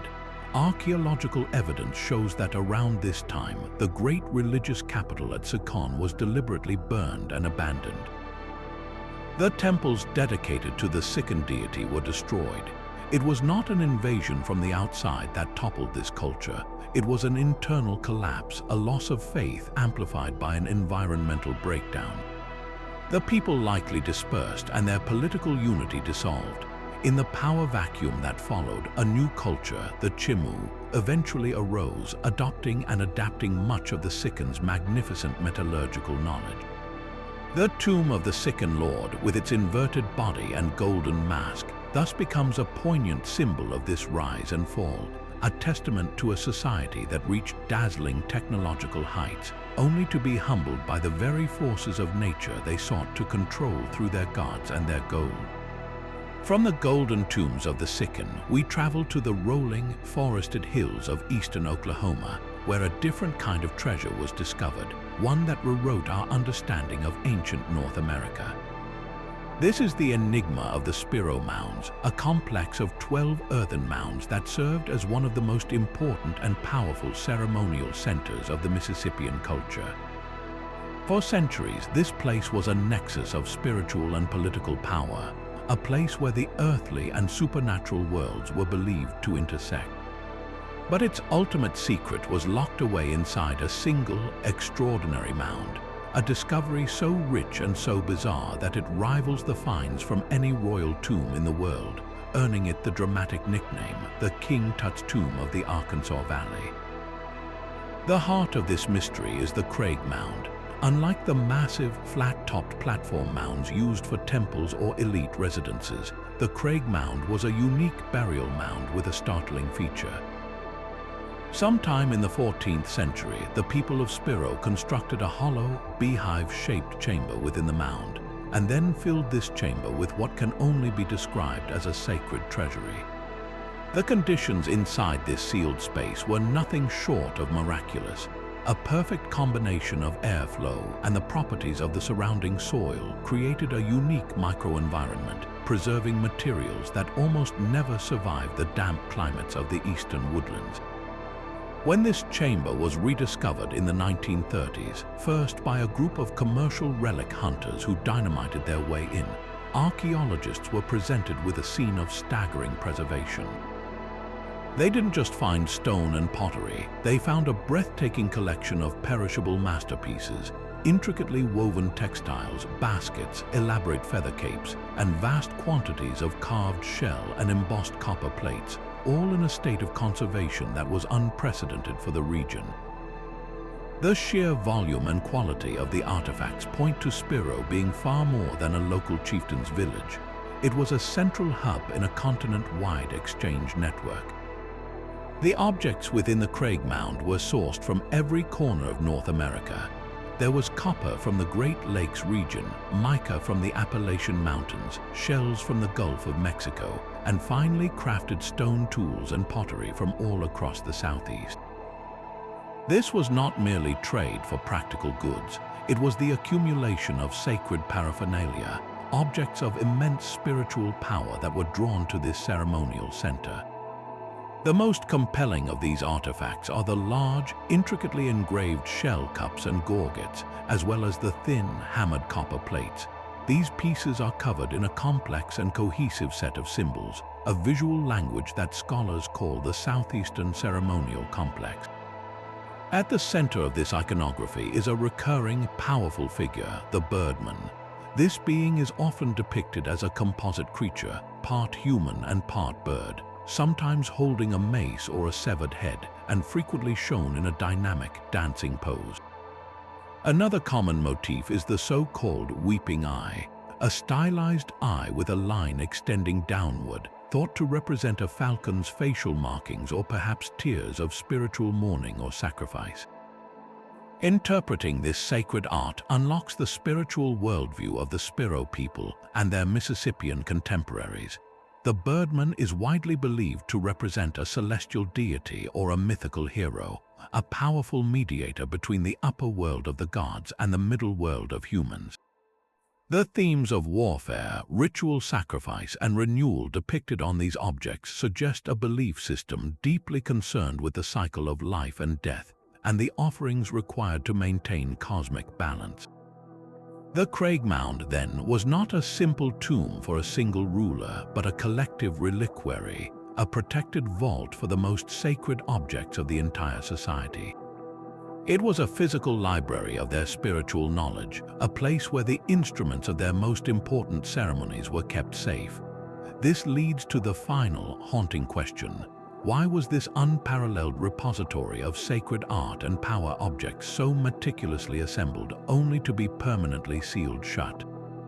The answer likely lies in a period of profound societal crisis or transformation.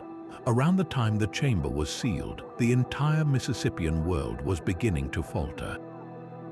We see evidence of environmental stress, potential warfare, and the gradual breakdown of the political and religious hierarchies that had supported these great ceremonial centers. In the face of such upheaval, the spiritual leaders of Spiro may have performed one last definitive act. By gathering their most powerful ritual objects and sealing them within the heart of the Craig Mound, they were not hiding them away, but performing a final, grand-scale offering. They were, in a sense, retiring the sacred, taking the living spiritual power out of circulation and returning it to the earth in a final plea for stability, or as a way to safely contain that power as their world changed around them. The sealed mound became a time capsule, a deliberate act of preservation and closure, ensuring that the sacred essence of their civilization would remain potent and protected, even as the society that created it dispersed back into the forest, leaving the silent, grass-covered mounds to guard their secrets for centuries. Yet from the tranquil, sealed repositories of power in Oklahoma, we are thrust into the heart of a living, breathing city where death was not hidden away, but displayed with terrifying public grandeur. In the very center of the Aztec capital, Tenochtitlan, stood the Templo Maya, the Great Temple, a towering double pyramid that was the axis of their universe. And right beside it, in a location that speaks to its profound importance, archaeologists have uncovered the physical evidence of a structure that was long known only from Spanish chronicles and Aztec codices, the Huitzilopochtli, the Great Skull Rack. The sheer scale of the discovery, made in modern-day Mexico City just a few years ago, was staggering. It was not a single wall, but a massive, circular tower, built meticulously from row upon row of human skulls cemented together with lime mortar. The initial excavation revealed one side of the structure, with over 450 skulls staring out from the earth, and estimates suggest the entire tower, along with two other similar racks found nearby, may have held many thousands. This was not a secret crypt, it was a public monument positioned along a major thoroughfare leading to the temple, ensuring that every visitor, ally, or potential enemy would witness this chilling testament to Aztec power and piety. The Spanish conquistadors who first witnessed Huitzilopochtli in operation described it with a mixture of horror and awe. Bernal Diaz del Castillo, a soldier in Hernán Cortés's army, wrote vividly of seeing tens of thousands of skulls arranged on immense wooden racks, a sight so ghastly it defied comprehension. For decades, many historians wondered if these accounts were exaggerated, a product of propaganda designed to justify the brutality of the conquest. The physical uncovering of the Huitzilopochtli, however, confirms that the Spanish were not embellishing. If anything, the reality was even more systematic and immense than their words could convey. The tower's construction reveals a horrifying yet deliberate methodology. The skulls were pierced through the temples, allowing them to be threaded onto wooden poles, which were then stacked horizontally to form the walls of the tower. The entire structure was a permanent, growing archive of sacrificed lives, a library of death that was continuously updated with new offerings from the constant cycle of rituals performed atop the Templo Maya. This grim repository forces us to confront one of the most difficult questions in Mesoamerican history. Who were these individuals whose skulls became part of this monument? The traditional view, heavily supported by Aztec accounts and art, is that they were overwhelmingly captured warriors from the infamous Flower Wars. These were not typical battles for territory, but ritually agreed upon conflicts fought between the Aztecs and their rival city-states specifically to generate a supply of captives for sacrifice. In this context, a warrior captured on the battlefield was considered the most valuable offering, his life force or teolia, believed to be especially potent nourishment for the gods. To die in this manner was seen as a sacred, honorable death, a direct passage to a celestial paradise. However, the archaeological evidence from the Tees-Ompantli adds a complicating layer. Alongside the skulls of young adult males presumed to be warriors, researchers have found a significant number from women and children. This finding challenges the simple narrative of an exclusively warrior-based sacrifice. It suggests that the victims could also have been slaves, purchased specifically for ritual purposes, or individuals from subjugated populations who attributed to Tenochtitlan as part of the imperial tax system. There is even the haunting possibility, mentioned in some sources, of volunteers from within Aztec society itself, people who, for personal honor or religious fervor, offered themselves for the greater good. The Tees-Ompantli, therefore, was likely a composite of these different sources, a demographic cross-section of the Aztec Empire's vast and complex human economy. To understand why such a gruesome display was necessary, we must step into the Aztec spiritual worldview, which was fundamentally different from our own. The Tees-Ompantli was not an act of senseless brutality. It was a vital, sacred duty. At the core of their belief was the concept that the gods had sacrificed themselves to create the sun, the moon, and humanity. This cosmic debt of life had to be continuously repaid with human life force, or the universe would cease to function. The sun would not rise, crops would fail, and the world would end. The primary deity receiving these offerings at the Templo Maya was Huitzilopochtli, the god of the sun and war.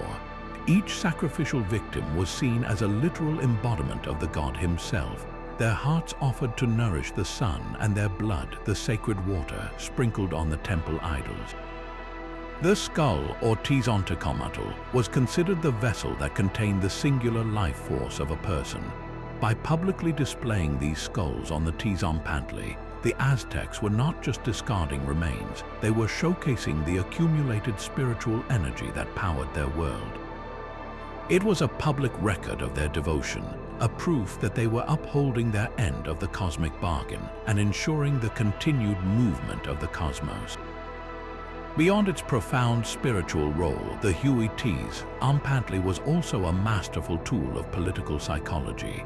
Positioned next to the seat of imperial power, it served as an unmistakable message to any ambassador, merchant, or conquered people entering the city. It was a chilling declaration of the consequences of rebellion and a vivid demonstration of the Aztec war machine's terrifying efficiency. The sheer scale of the rack was a quantification of Aztec might, a running tally of their military successes and their divine favor. For the common citizen of Tenochtitlan, it was a reminder of the power of their state and the shared religious imperative that bound them together. It reinforced the social hierarchy, demonstrating the emperor's and the priestly class's unique ability to commune with the divine through these ultimate acts. The Tees-Ompantli was, therefore, a perfect fusion of the sacred and the secular. It was a holy site that sustained the gods and simultaneously a political billboard that projected absolute power, a terrifying symbol of an empire so confident in its cosmic purpose that it built its central monuments not from stone alone, but from the enduring bones of the sacrificed.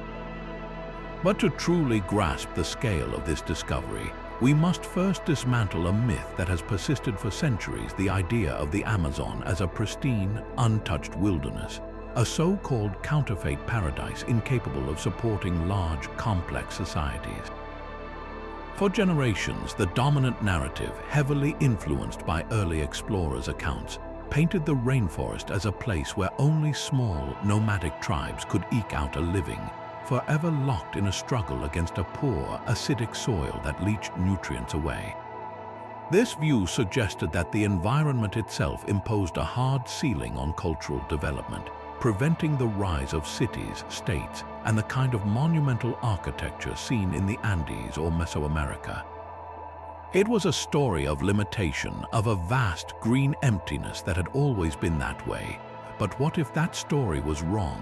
What if the jungle wasn't a wilderness at all, but a carefully managed living garden, and its apparent emptiness was not a starting condition, but the ghost of a devastating end? This paradigm shift began not with shovels, but with lasers. The key to unlocking this hidden world has been the revolutionary technology of LiDAR, which stands for light detection and ranging. Mounted on aircraft, LiDAR instruments fire millions of laser pulses down through the forest canopy. These pulses bounce off the ground and any structures below, and by measuring their return time, a computer can create a stunningly detailed, three-dimensional map of the Earth's surface, digitally stripping away the thick blanket of trees to reveal the human-made landscape beneath. When archaeologists first flew LiDAR over sections of the Bolivian Amazon, the results were nothing short of breathtaking. The maps revealed a sprawling, interconnected network of settlements, complete with monumental ceremonial centers, defensive moats, and, most astonishingly, straight, raised causeways that stretched for dozens of miles, linking what were essentially suburban towns to a central urban hub. These were not random clusters of huts. This was a planned, organized landscape on a scale no one had ever imagined possible in the Amazon. The images showed precisely engineered circular and rectangular earthworks arranged in concentric patterns, with clear plazas and roads radiating outward like spokes on a wheel. The sheer density of these sites suggests a population that could have numbered in the millions, completely redefining our estimates of the pre-Columbian America's total population. The existence of these garden cities immediately raises a fundamental question: how did they feed everyone? A population of that size cannot survive on hunting and gathering alone. The secret to their agricultural success lies not in the natural, reddish-yellow soil of the rainforest, which is notoriously infertile, but in a mysterious, super-rich black earth known as terra preta, or dark earth. For a long time, scientists debated whether these patches of incredibly fertile soil were a natural geological phenomenon. We now know, through extensive analysis, that terra preta is a human-made invention, a kind of biological technology created by these ancient Amazonians. It is a complex mixture of charcoal, broken pottery, organic waste like animal bones and fish scales, compost, and manure. The charcoal, in particular, is the magic ingredient. It is incredibly porous, acting like a microscopic coral reef that provides a perfect home for beneficial bacteria and fungi. This biochar gives the soil a remarkable ability to retain nutrients and moisture, preventing them from being washed away by the torrential rains. Unlike normal Amazonian soil, which is exhausted after a few seasons of farming, terra preta remains fertile for centuries, if not millennia. In fact, it is so productive that local farmers today actively seek it out to plant their gardens. This was not casual soil enrichment. It was a deliberate, large-scale process of soil engineering that allowed for intensive, sustainable agriculture right in the heart of the jungle, supporting the dense populations that the LiDAR maps have revealed. So what happened to these millions of people and their carefully managed garden world? The most likely culprit is tragically a familiar one. When European explorers and conquistadors arrived in the 16th century, they did not come alone. They brought with them a wave of old-world diseases, smallpox, measles, influenza, for which the indigenous populations of the Americas had absolutely no immunity. The results were catastrophic. Historians estimate that up to 90% of the native population of the Americas perished within the first century of contact. In the Amazon, a region connected by those long, straight roads, the diseases would have spread with terrifying speed, racing along the trade routes and decimating community after community. The social and political structures that maintained the cities, managed the terra preta plots, and organized the labor for building earthworks would have collapsed almost overnight under this demographic catastrophe. The surviving population, shattered and vastly reduced, would have been forced to abandon their urban centers and disperse into smaller, more mobile groups. The jungle, which they had so carefully managed for generations, quickly moved in, reclaiming the plazas, mounds, and roads with a relentless vegetative force. Within a few generations, the great garden cities were swallowed, leaving no visible trace on the surface, their memory fading into the realm of legend, until technology finally gave us the eyes to see their ghostly imprint on the land. The Amazon we thought was primeval was in reality a monument to a lost world, a world built not in spite of the jungle, but in a profound and sophisticated partnership with it. Carved into a steep, sandy hillside overlooking the tranquil bay of Pisco on the Paracas Peninsula, a giant sleeps. This is the Paracas Candelabra, a geoglyph so massive that its 200-meter or 600-foot form can be clearly seen by ships out at sea from 12 miles away. Its design is both simple and enigmatic. A central trunk rises from the ground, splitting into 3 distinct fork-like branches, creating a shape that instantly calls to mind a giant 3-branched candlestick, or perhaps the powerful trident of a forgotten sea god. Unlike the Nazca Lines located further south, which are best appreciated from the air, the candelabra is a coastal sentinel, its face turned perpetually toward the vast expanse of the Pacific Ocean. This fundamental difference in location is the key that unlocks the first and most compelling theory about its purpose, tying its existence directly to the rhythms of the sea and the intrepid mariners who sailed upon it. One of the most enduring ideas is that the candelabra served as a giant, unmissable navigational aid for ancient sailors.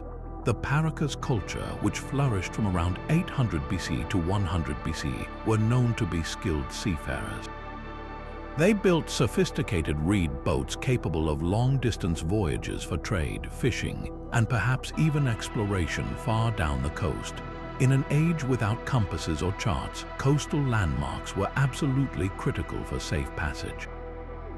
A sailor returning from a grueling journey would scan the coastline for familiar features, and the candelabra, etched in brilliant white on the dark reddish-brown hill, would have been an unmistakable beacon.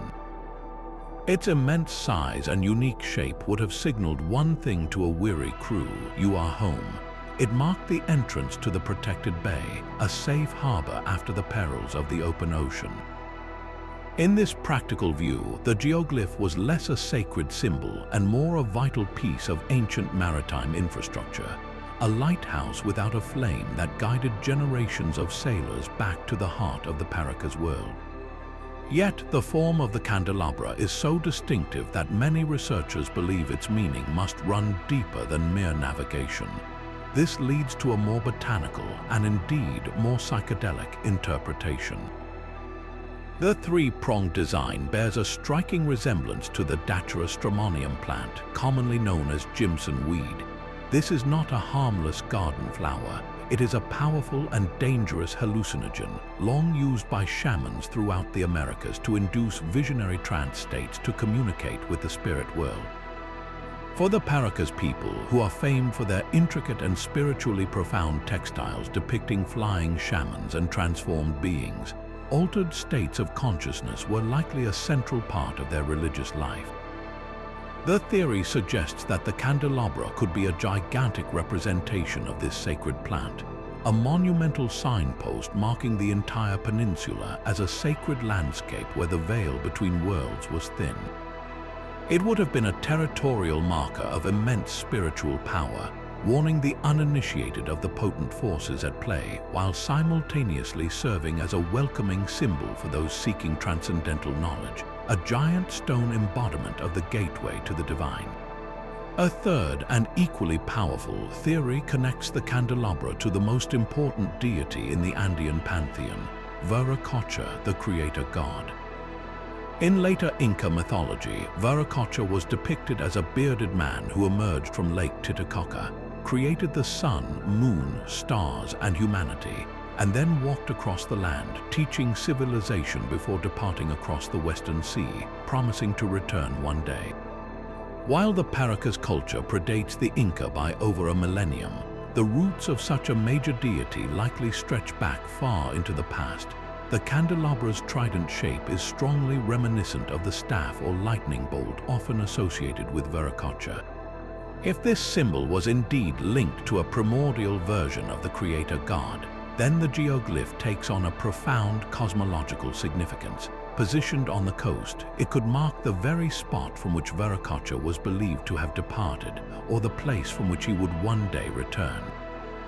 It would transform the hillside from a simple landmark into a sacred shrine, a place of pilgrimage and worship focused on the generative and destructive powers of the god who shaped the world.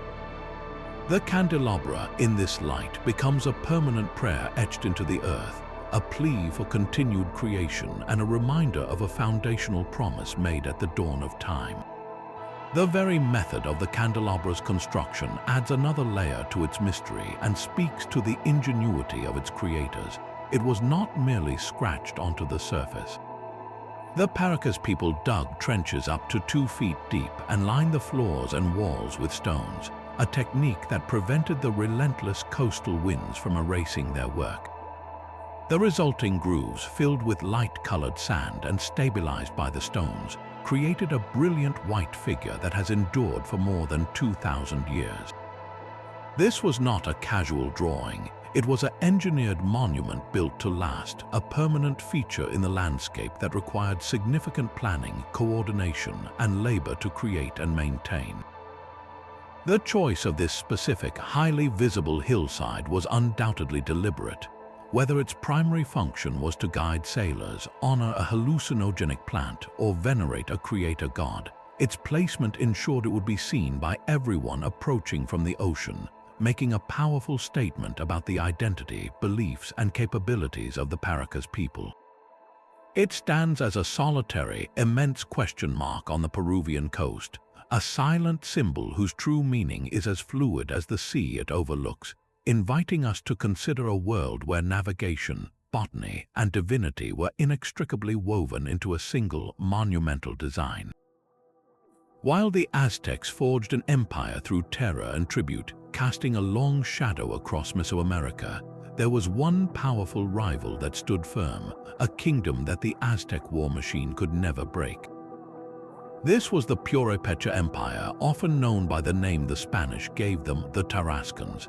Their story is one of fascinating mystery, remarkable innovation, and a resistance so effective it created a permanent stalemate in the heart of ancient Mexico. The very origins of the Purépecha people are a puzzle that sets them apart. Unlike their Nahuatl-speaking Aztec neighbors, the Purépecha language is a linguistic isolate, unrelated to any other known language in the region. This profound difference has led to intense speculation about their roots.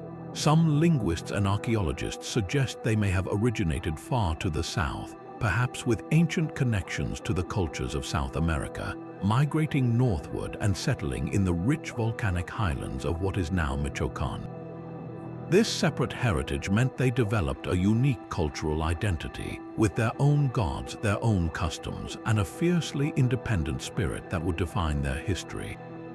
They were not just another Mesoamerican kingdom, they were a fundamentally different civilization operating right on the doorstep of the Aztec juggernaut.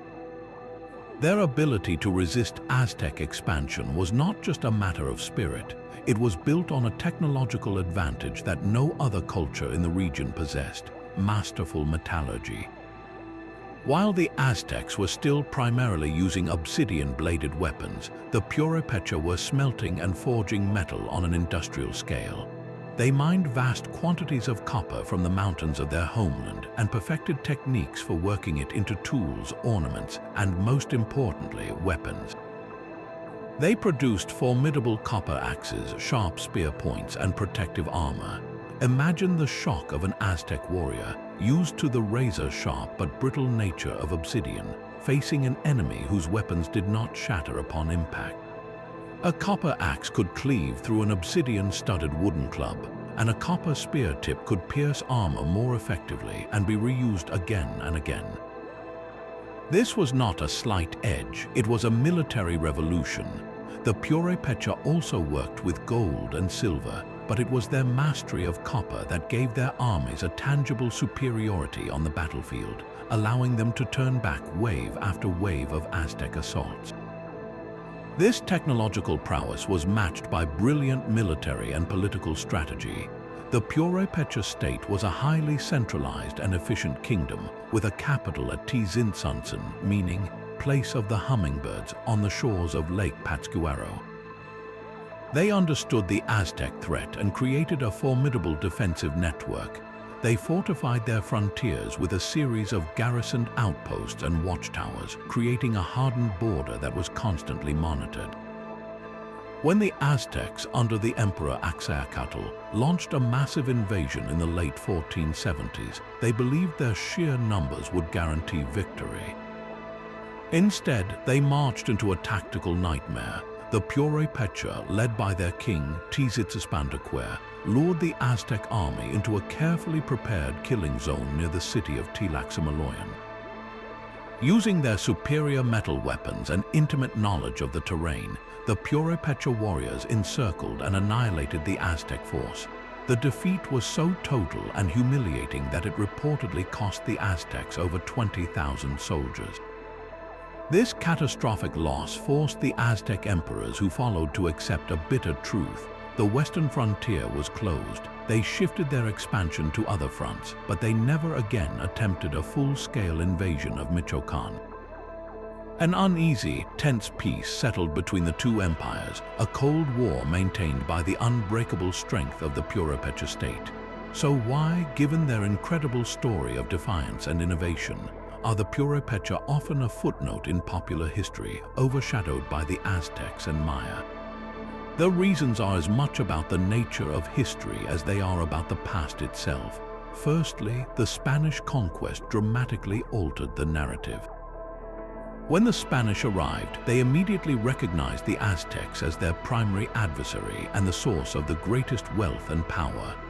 The story of Cortés and Moctezuma became the defining drama of the conquest, told and retold by the Spanish chroniclers. The Purepecha, on the other hand, made a fateful and pragmatic decision.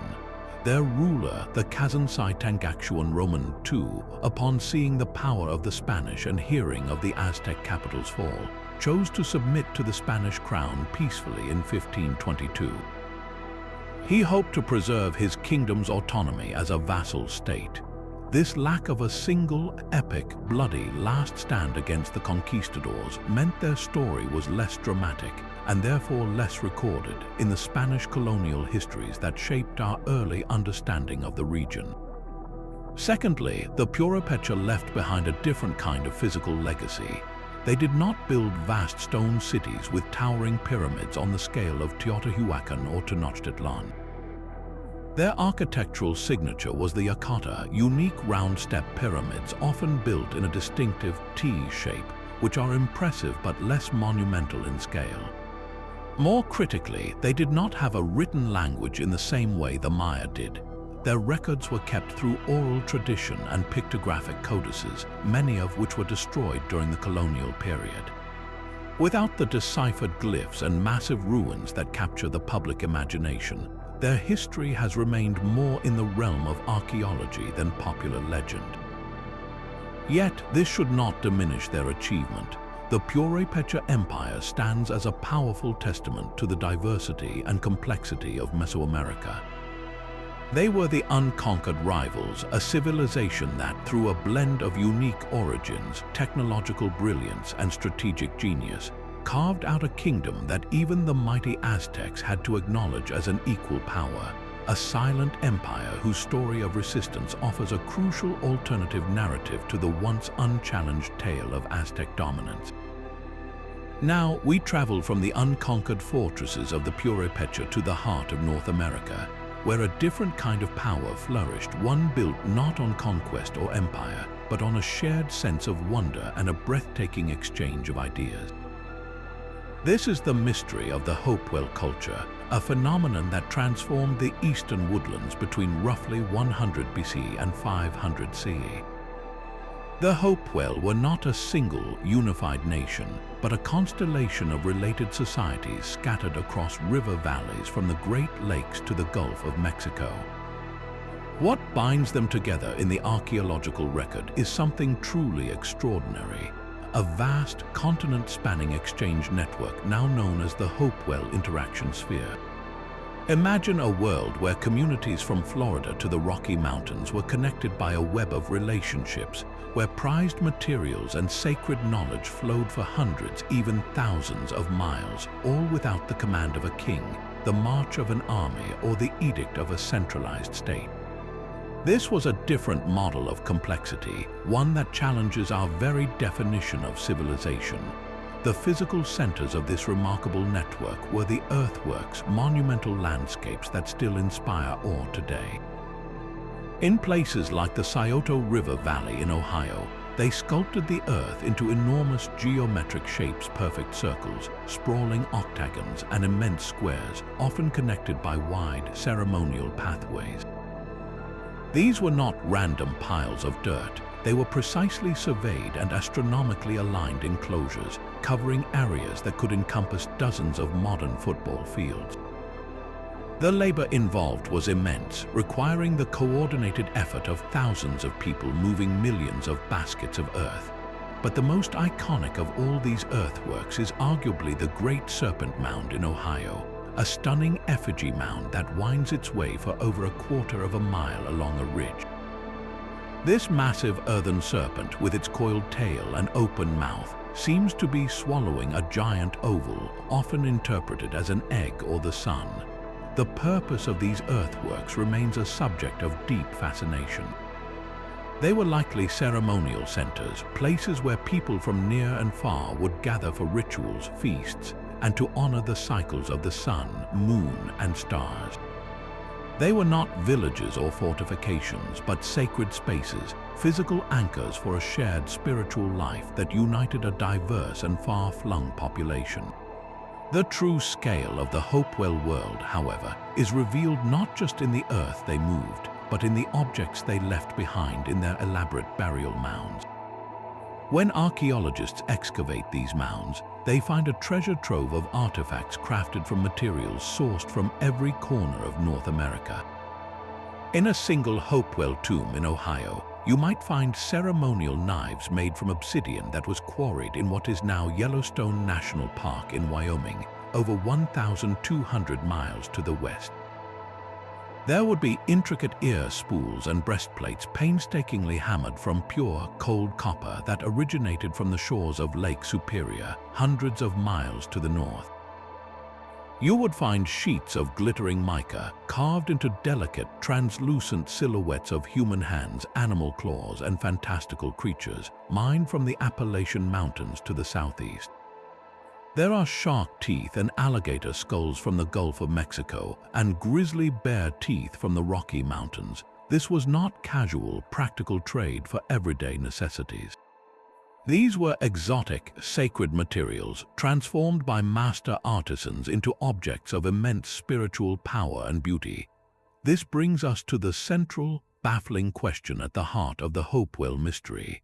How was this vast and complex exchange system maintained for centuries without any evidence of a centralized government, a standing army, or a ruling emperor? This was not an empire. There are no grand palaces, no stored grain surpluses suggesting heavy taxation, and no evidence of a tyrannical ruler. The prevailing theory is that the Hopewell interaction sphere was a sophisticated social and religious network held together by a shared ideology. It likely operated through a system of gift-giving, pilgrimage, and strategic alliances. Influential individuals, perhaps shamanic leaders or skilled artisans, would have built their prestige not by hoarding wealth, but by giving it away in magnificent ceremonial displays. A leader from Ohio might travel to a great gathering at an earthwork center, bringing with them a gift of beautifully crafted copper ornaments. In return, they would receive obsidian from a visitor from the plains or mica from an Appalachian group. These exchanges were not mere commerce. They were sacred transactions that created and reinforced social bonds, obligations, and a shared identity. The earthworks themselves acted as neutral, sacred ground where these different groups could come together in peace, their shared labor and ritual forging a connection that was stronger than any tribal difference. So, what led to the decline of this intricate and peaceful network around 500 AD? The evidence points toward a combination of environmental and social factors that slowly unraveled the delicate web.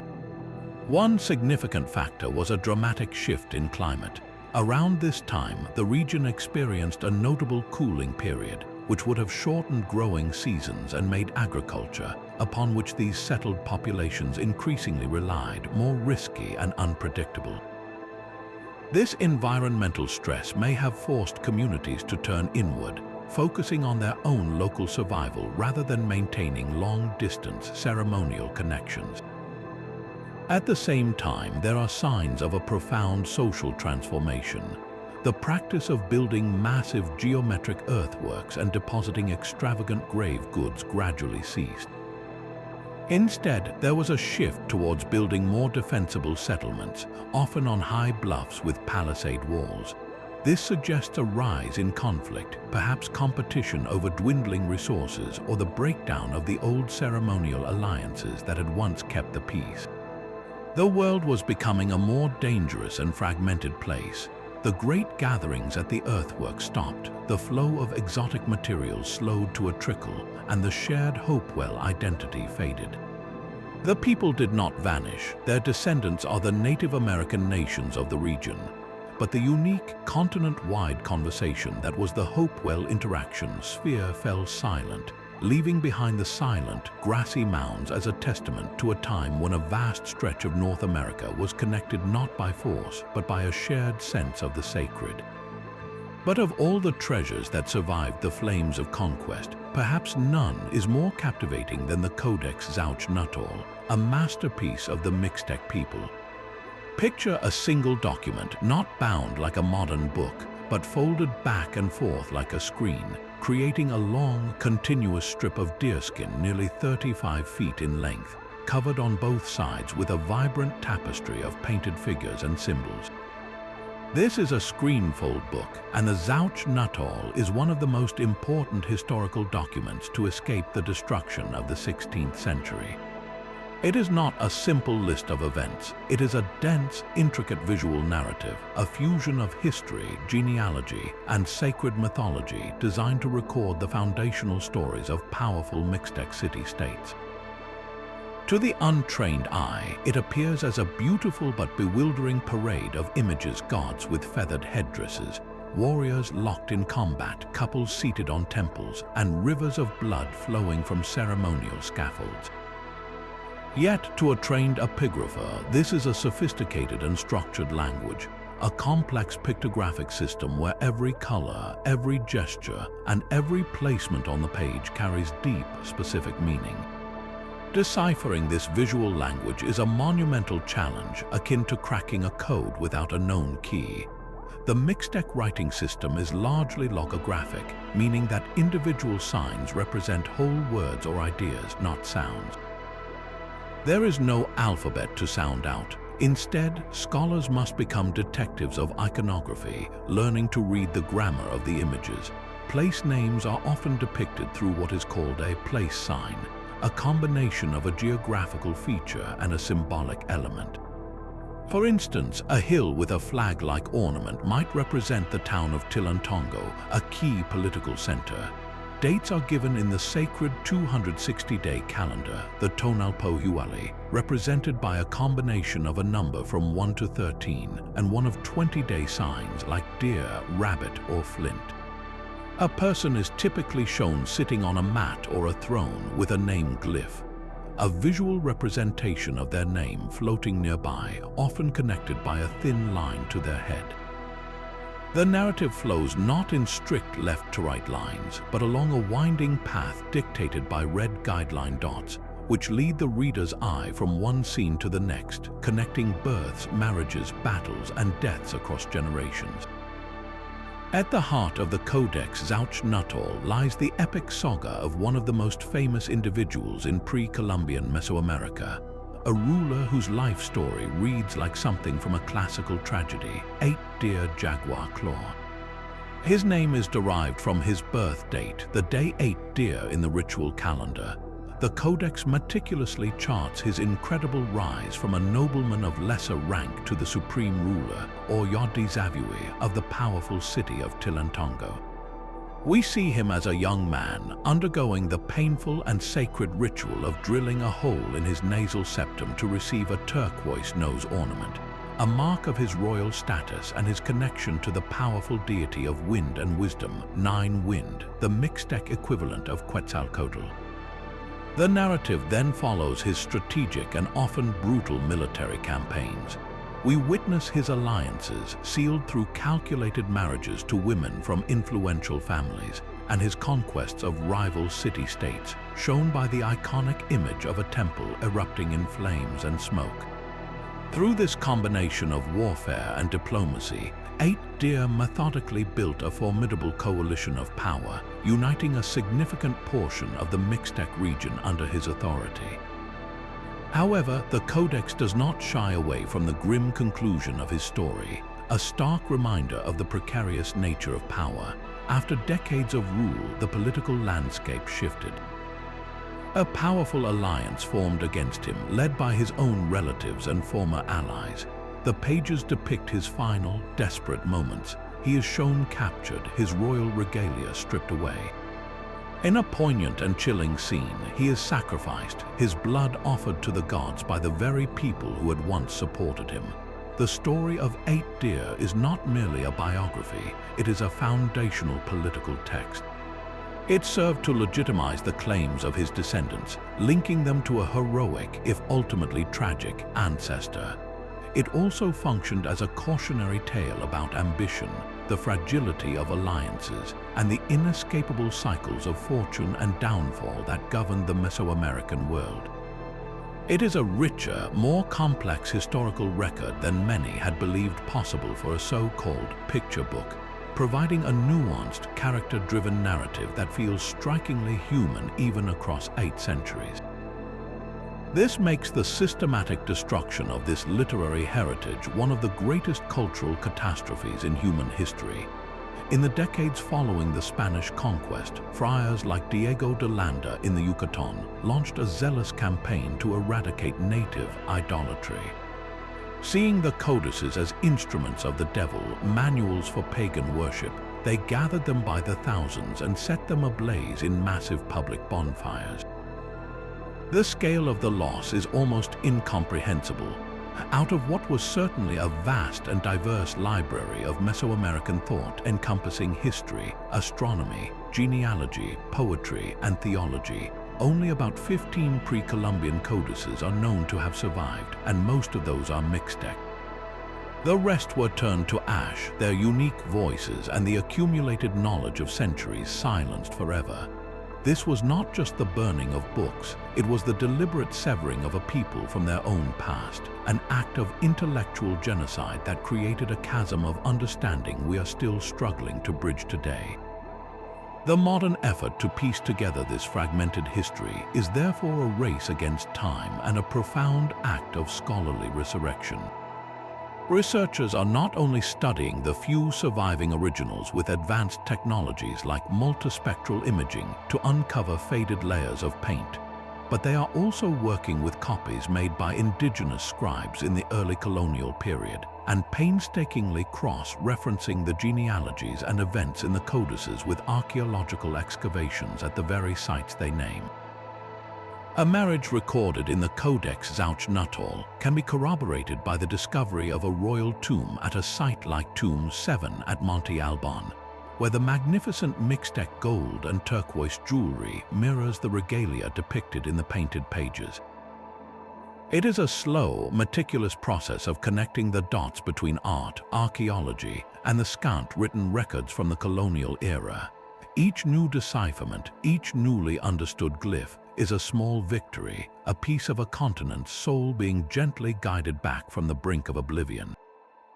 The surviving codices are more than artifacts. They are the last faint echoes of a brilliant and sophisticated literary tradition, and every effort to read them is an act of defiance against the fires of the past, a promise that these stories will not be forgotten.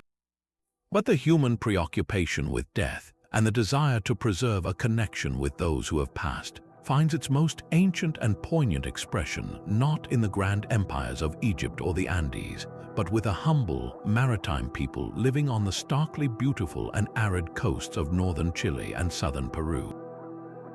Here, the Chinchorro culture, a society of fisher-gatherers, achieved something that continues to stagger archaeologists and rewrite the history books. While we often associate mummification with the pharaohs of Egypt, the Chinchorro were meticulously preserving their dead a full 2,000 years before the first Egyptian mummy was ever created. We are talking about a tradition that began an incredible 7,000 years ago, a funerary practice of such complexity and emotional depth that it transforms our understanding of these early communities. The Chinchorro mummification process was not a simple act of natural desiccation in the dry desert air. It was a deliberate, intricate, and almost surgical procedure that displayed a startling familiarity with human anatomy. The most elaborate technique, known as the Black Mummy method, was a true transformation of the body. First, the deceased was completely disemboweled. The brain and all internal organs were carefully removed. The head was often detached from the body. Then, the skeleton itself was reinforced. The body was dried, and the bones were stabilized by inserting long, straight sticks along the limbs and spine, literally re-articulating the frame. The hollow cavity was then stuffed with a mix of earth, feathers, animal hair, and ashes. Next came the true act of reconstruction. The skin was sewn back onto this new armature, and the entire body was meticulously modeled with a paste of ash, dirt, and water, creating a new, pliable skin. The face was often covered with a clay mask, and the final, haunting step was to paint the entire body with a vibrant black manganese paste, or sometimes a striking red ochre. The result was not a decaying corpse, but a durable, stylized effigy of the person, a permanent physical representation meant to endure for eternity. What makes this practice even more compelling and deeply mysterious is its remarkable inclusivity. Unlike in Egypt, where mummification was a privilege reserved for the pharaoh and the elite, the Chinchorro extended this incredibly labor-intensive rite to everyone. Archaeologists have uncovered mummies of men, women, and most strikingly, a vast number of children, infants, and even fetuses. In fact, some of the most meticulously prepared mummies are those of the very young. This universal practice shatters the idea that social hierarchy was the primary driver. Instead, it points to a profound communal belief system that valued every single member of the society, regardless of age or status, in death as they were in life. The immense care and effort poured into preserving a tiny infant suggests a depth of grief and a powerful desire to maintain a tangible connection, a need to keep these lost children present within the community. This brings us to the central, haunting question that has occupied researchers for decades.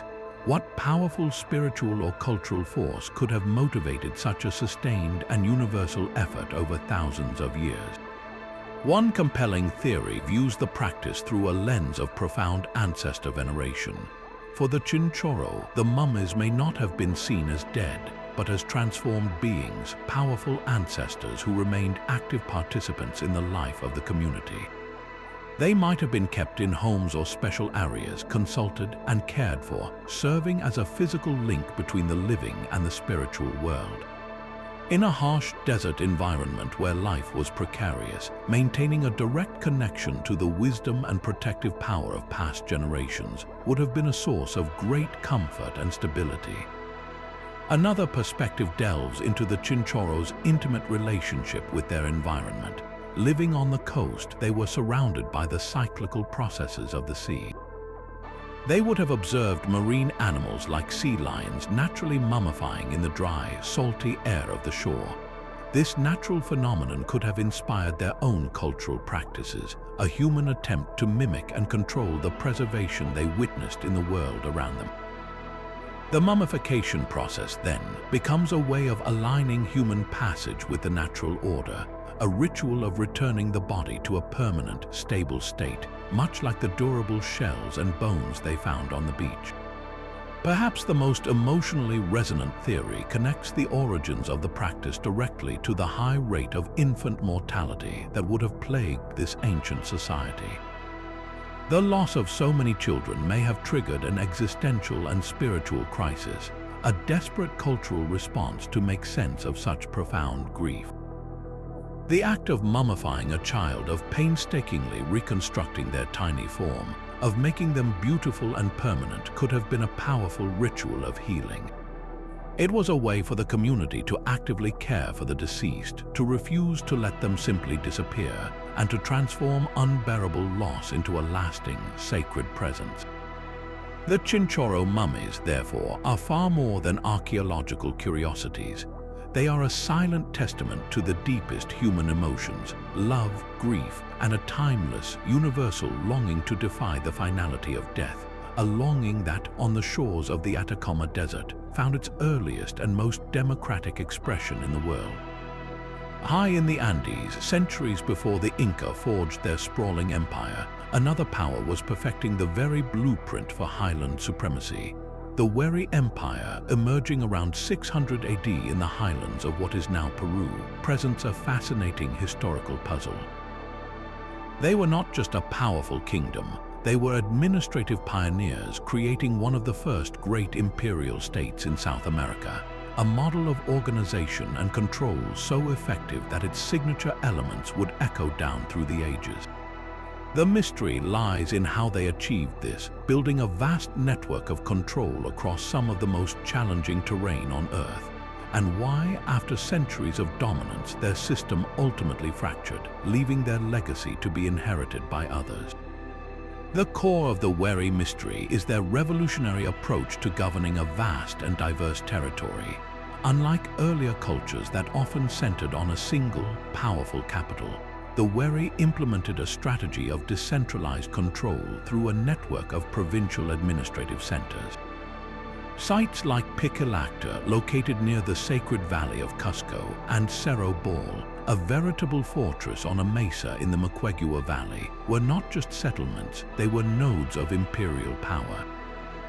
Piquilacta is a stunning example of Wari urban planning, a vast complex covering nearly 2 square miles, with hundreds of nearly identical, multi-story rectangular compounds laid out in a precise geometric grid. The architecture is starkly uniform and impersonal, built not for royal glorification but for bureaucratic efficiency. These centers served as collection points for tribute, housing for imperial administrators, and secure storage for the agricultural surplus that fueled the empire. They were the physical manifestation of a state that valued standardization, control, and the systematic flow of resources from the provinces to the heartland. This administrative genius was made possible by 2 other monumental Wari innovations: their road network and their mastery of terraced agriculture.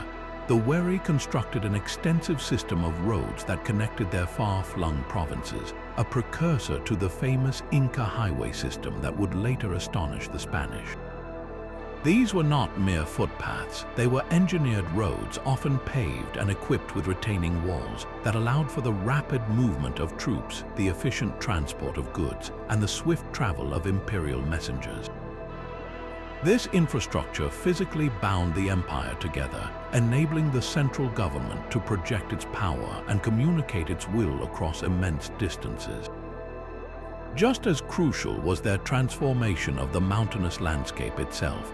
The Wari were masters of hydraulic engineering, constructing vast complexes of terraced fields known as Andines that cascaded down steep Andean slopes. These were not simple garden plots, they were sophisticated systems that controlled erosion, captured moisture from the mountain mist, and created microclimates for growing a variety of crops like potatoes, maize, and quinoa. This agricultural revolution allowed them to support a large, non-farming population of administrators, soldiers, and artisans, providing the economic surplus that is the fundamental requirement for any empire to exist. The story of the Wari, however, cannot be told in isolation, for they shared their era with another great Andean power, the Tiwanaku, whose capital lay near the shores of Lake Titicaca in modern-day Bolivia. This coexistence creates one of the most heated debates in Andean archaeology. What was the nature of their relationship? For a long time, the prevailing view was one of direct rivalry and warfare. The two empires were contemporaries. They both sought to expand their influence, and their spheres of control certainly overlapped, particularly in the Moquegua Valley, where the Wari outpost of Cerro Ball stood in stark opposition to the Tiwanaku center of Cerro Mejia. The very location of Cerro Ball, a heavily fortified site on a nearly inaccessible mesa, suggests a defensive, militaristic posture. Some researchers point to stylistic differences in their art and material culture as evidence of distinct, competing ideologies. Yet, a more nuanced picture has begun to emerge, suggesting their interaction was far more complex than simple, constant warfare. There is compelling evidence for a relationship that also involved long-distance trade and cultural exchange. Artifacts made in the Tiwanaku style have been found at Wari sites and vice versa. They shared a common set of religious symbols, including the staff god, a central deity depicted holding a staff in each hand, whose imagery appears in the art of both cultures. It is possible that their relationship was one of competitive emulation, or even a tense, negotiated coexistence, where periods of conflict were punctuated by episodes of trade and diplomatic contact. They may have been like two great superpowers, aware of each other's strength, sometimes clashing at their borders, but also engaging in a form of indirect cultural and economic competition across the Andean world. The truth likely lies in a dynamic blend of all these interactions, a fluid relationship that shifted between trade, imitation, and open hostility over the centuries they shared the stage. Ultimately, both of these great powers experienced a dramatic collapse around 1000 AD, their imperial systems fragmenting and their great centers falling into disuse. The reasons for the Wari's decline remain a subject of intense investigation, but the evidence points toward a familiar yet devastating culprit: climate change. The Andes are exceptionally vulnerable to shifts in weather patterns, and paleoclimatological data from ice cores and lake sediments reveals that the region was struck by a series of severe, prolonged droughts right at the turn of the first millennium. For the Wari, whose agricultural system and entire economy were built on a predictable flow of water to their intricate terraces, a multi-generational drought would have been catastrophic. Crop yields would have plummeted, leading to famine and social unrest. The state's legitimacy, built on its ability to manage resources and ensure stability, would have crumbled as its storehouses emptied. This environmental crisis likely acted as a trigger, exacerbating internal social and political strains. The very system that gave the Wari their strength, a centralized bureaucracy demanding tribute from diverse and often conquered peoples, may have become a liability in a time of crisis. As resources grew scarce, subject populations may have risen in rebellion, refusing to send their dwindling surpluses to a distant capital that could no longer protect them. The provincial administrative centers, once symbols of imperial unity, may have become isolated and unsustainable, leading to a gradual balkanization of the empire as local leaders reasserted their autonomy. The Wari collapse was not an instantaneous event, but a slow unraveling as the intricate network of roads, storage facilities, and administrative centers that held the empire together slowly fell silent, their functions no longer supported by a faltering economic and environmental foundation. Their legacy, however, did not die with them. The Inca, rising to power a few centuries later, would walk the Wari roads, cultivate their terraces, and adopt their models of provincial administration, building their own legendary empire upon the durable stone foundations laid by their brilliant and enigmatic predecessors. But the web of connection that defined the Hopewell and the imperial roads of the Wari find a stunning and deeply puzzling parallel in the deserts of the American Southwest. Here, the ancestral Puebloans of Chaco Canyon created a system of communication and ceremony so ambitious it defies the logic of mere transportation. This is the mystery of the Chaco Roads, a network of engineered pathways that radiate out from the canyon's great houses like spokes on a colossal wheel. Unlike a modern road that curves to follow the contours of the land, the Chaco Roads are famously, almost obsessively, straight. They were engineered corridors, some over 30 feet wide, cleared of rocks and bordered by low earthen berms or lines of stone. Their builders did not simply take the path of least resistance. They imposed a rigid geometry upon the rugged landscape, cutting through dunes, running in perfectly straight lines for miles, and even ascending steep cliff faces with the aid of carved stairways and ramps. To stand at the base of one of these roads as it climbs a sheer rock wall is to feel a sense of awe at the sheer determination and willpower it represented. The question of why they went to such extraordinary lengths, why they did not simply build winding, efficient trails, is the heart of the enigma. One of the most practical theories posits that these were physical highways for an extensive trade network. Chaco Canyon was a central hub, a destination for goods from across the continent. Archaeologists have found macaw feathers from Mesoamerica, copper bells from Mexico, and seashells from the Pacific coast within the great houses. The wide roads could have facilitated the movement of these valuable items, perhaps using teams of people to carry heavy loads on litters. They would have allowed for the predictable and direct movement of people and goods, connecting outlier communities spread across tens of thousands of square miles back to the ceremonial heart of the Chaco world. In this view, the roads were the economic arteries of a sophisticated, far-reaching culture. Yet the sheer, almost irrational straightness of the roads challenges a purely utilitarian explanation. If efficiency was the only goal, why blast a staircase straight up a cliff instead of walking a few hundred yards to a natural incline? This has led many researchers to propose a more profound, symbolic purpose. The roads may have been sacred pathways used for ceremonial pilgrimages. Imagine processions of people, dressed in their finest ceremonial regalia, walking these spirit lines to converge on Chaco Canyon for a major astronomical event or a seasonal ceremony.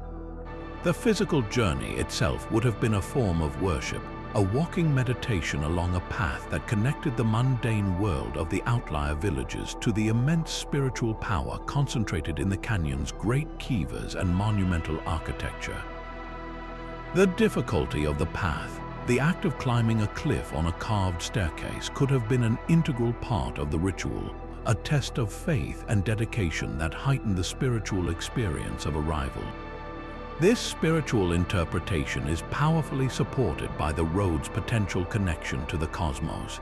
The ancestral Puebloans were meticulous astronomers, and their buildings are precisely aligned to the cycles of the sun and moon. The roads, too, may have been terrestrial expressions of celestial patterns. Some of the major roads align with the cardinal directions, while others appear to point toward significant lunar standstill points on the horizon or the rising of important stars. They might not have been designed just to move people from one place to another, but to physically map the heavens onto the earth, creating a vast ritual landscape where every journey was a reenactment of a celestial event. The road was not merely a means to an end. The road itself was the message, a permanent inscription of a sacred cosmic order onto the very land they inhabited. The ultimate testament to the power of this system lies not in the canyon itself, but in its most dramatic and remote expression, the Great Road leading to Cuts Canyon. This road runs in a perfectly straight line for over 30 miles from Chaco, and when it reaches the sheer 200-foot cliff of Cuts Canyon, it does not stop or divert. Instead, the builders constructed a monumental staircase, a massive stone ramp that descended directly down the cliff face. The engineering audacity is staggering, but perhaps even more telling is what we find at the bottom, virtually nothing. There is no great house, no major settlement, no obvious economic destination. This compelling absence strongly suggests that the journey, the act of traveling the road and performing the descent, was the entire point. It was a pilgrimage to a place of pure spiritual significance, a destination whose value was not material but metaphysical. The Chaco Roads, therefore, stand as a breathtaking mystery of intention, a system that reveals a society capable of organizing labor across vast distances to build monuments not to war or to a single king, but to an idea, a profound belief that the human world could and must be physically connected along lines of sacred power, binding the earth to the sky in one continuous purpose journey. And so we arrive at the final and perhaps most legendary enigma of all, a story that has burned in the human imagination for centuries, the quest for El Dorado, the Golden One. This name now conjures visions of a lost city with streets paved with gold, a shimmering metropolis hidden deep in the jungle. Yet the incredible truth is that El Dorado was never a place at all. It began not as a city, but as a man, and his story is a powerful testament to how a sacred ritual can be twisted by greed into a world-altering myth. The origins lie with the Muisca people, a sophisticated confederation of tribes living high in the Andes of what is now Colombia. For the Muisca, gold was not a currency to be hoarded. It was a sacred substance, the sweat of the sun, used to create exquisite offerings for their gods. Their most important ceremony was the anointment of a new ruler, a ritual that took place on the shores of the circular, turquoise waters of Lake Guatavita. The ceremony was one of breathtaking spectacle and profound spiritual significance. The man who would become the new chief, the Zipa, would be brought to the center of the lake on a ceremonial raft accompanied by 4 high priests. The chief himself was completely naked, his body covered from head to toe in a sticky resin and then blown with fine gold dust until he shone like a living sun god. As the raft reached the center of the lake, surrounded by the entire community watching from the shores, a profound silence would fall. Then, to the sound of flutes and chanting, the new ruler would plunge into the cold, dark waters, washing the gold from his body as an offering to the lake deity. This act of purification and transformation symbolized his rebirth as a leader, now connected to the spiritual forces of the earth and sky. But the offerings did not stop there. As the chief emerged, a vast trove of gold artifacts, fine emeralds, and other precious objects would be cast into the lake's depths. Ornate figurines called tunjos, delicate crowns, and ceremonial jewelry. This was not a display of wealth, but a vital act of reciprocity, a return of sacred energy to the earth to ensure the community's continued balance, fertility, and prosperity. The true El Dorado was this man, the Gilded One, performing a single, magnificent rite of passage. When the first Spanish conquistadors arrived in the early 16th century, they heard fragmented, second-hand accounts of this ritual from other indigenous groups. Their minds, already feverish with dreams of instant riches, filtered this story through a lens of avarice. They could not grasp the spiritual meaning. They only fixated on the gold dust and the treasures tossed into the water. The story began to mutate and grow with each retelling. The single man became a city of golden people. The one lake became a kingdom filled with countless golden temples. The ritual was forgotten, and in its place was born the obsession with a place called El Dorado. This legend became the single greatest driving force for exploration in South America for the next 2 centuries, propelling countless expeditions into the heart of the continent, into unmapped jungles and across treacherous rivers. Men like Gonzalo Pizarro and Sir Walter Raleigh led hundreds, even thousands of followers on these doomed quests, driven by a mirage that constantly receded before them. The human cost was staggering, with countless indigenous people forced into servitude or killed, and European adventurers succumbing to disease, starvation, and attacks in a relentless, fruitless search for a city that existed only in their own desperate imaginations. Fueling this obsession was the very real and tragically lost wealth of pre-Columbian cultures like the Muisca. The gold objects they created were masterpieces of metallurgy and artistry. They used techniques like lost wax casting to create intricate pendants and developed a unique form of tumbaga, a gold-copper alloy that allowed them to craft objects of stunning beauty and durability. Their art was not abstract. It depicted their world, their beliefs, and their social structure. A tunjo might show a mother and child, a chieftain seated on his throne, or a shaman in a trance state.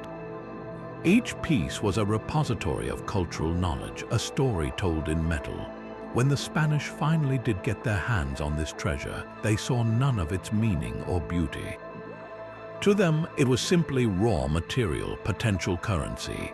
In an act of incalculable cultural vandalism, they gathered these exquisite artifacts by the ton, from the Muisca, from the Inca, from every culture they encountered, and melted them down into plain, standardized gold bars for easier transport back to Spain. The greatest library of American art and belief ever assembled was systematically fed into furnaces and reduced to a commodity. What survived is a tiny fraction, a heartbreaking glimpse of what was lost forever. The modern attempts to drain Lake Guatavita serve as a final, poignant chapter in this story of misplaced desire. In the 16th century, the Spanish tried to cut a notch in the crater's rim to lower the water level, an effort that failed and only succeeded in causing a catastrophic flood. Centuries later, in the early 1900s, a British company actually managed to drain most of the lake using a complex tunnel. They did find some gold artifacts at the muddy bottom, proving the Muisca ritual was real, but the treasure was a mere fraction of what the legends had promised. The cost of the operation far exceeded the value of the finds, and the company went bankrupt. The lake has since refilled, a serene and quiet body of water that has reclaimed its secrets. The true legacy of El Dorado, then, is not one of discovery but of loss. It is the story of a spiritual act being corrupted into a symbol of greed, a quest that led not to a golden city, but to the destruction of a golden heritage. The legend endures not because it points to a hidden treasure, but because it reveals a profound truth about human nature, our capacity for wonder, our susceptibility to obsession, and the tragic ease with which we can mistake the container for the thing contained, destroying a civilization's soul in our relentless pursuit of its shell. From the mist-shrouded jungles of the Maya to the stark, sun-baked plains of the Nazca, and from the towering Andes to the hidden cities of the Amazon, our journey through these 25 mysteries reveals a continent alive with questions, a place where the past refuses to be silent. These are not merely puzzles for archaeologists, they are invitations. They remind us that history is not a closed book sitting on a shelf, but a dynamic, ever-evolving field of inquiry, a conversation across centuries where every new discovery, whether a laser scan from the air or a single artifact pulled from the earth, has the power to rewrite entire chapters of the human story. What we think we know today might be overturned tomorrow, and that is the true thrill of this exploration. The empty plazas of Cahokia, the silent pyramids of Teotihuacan, and the solitary watch of the Chachapoya sarcophagi all speak to the incredible diversity of human experience and the startling ingenuity of cultures that thrived in environments we would find challenging even with our modern technology. They mastered their worlds only to leave behind legacies that we are still struggling to fully comprehend. Perhaps, then, the single greatest mystery that binds all these enigmas together is not any one particular site or civilization, but a simpler, more profound question: what else lies hidden just beyond our sight? For every majestic site like Machu Picchu that has been reclaimed for the world, how many more Tairona or garden cities of the Amazon are still shrouded in green, their stories waiting for a LiDAR scan or a curious explorer to bring them back into the light? The Earth holds its secrets close. There are valleys in the Andes that have scarcely been walked by archaeologists, dense stretches of the Mesoamerican jungle that have never been surveyed from the air, and countless manuscripts and oral histories held by indigenous communities that contain keys to understanding this grand tapestry. The next great revelation might not come from a dig, but from a new way of reading an old codex, or from a descendant community sharing a story that has been passed down for generations, finally providing the context that makes everything else click into place. The adventure is far from over. In many ways, it is just beginning. Now we turn the question over to you.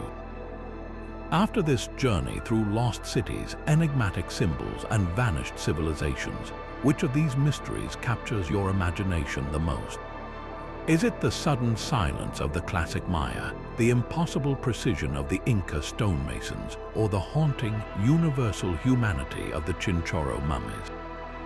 Do you find yourself drawn to the epic scale of the Hopewell interaction sphere, or the psychological power of the legend of Quetzalcoatl?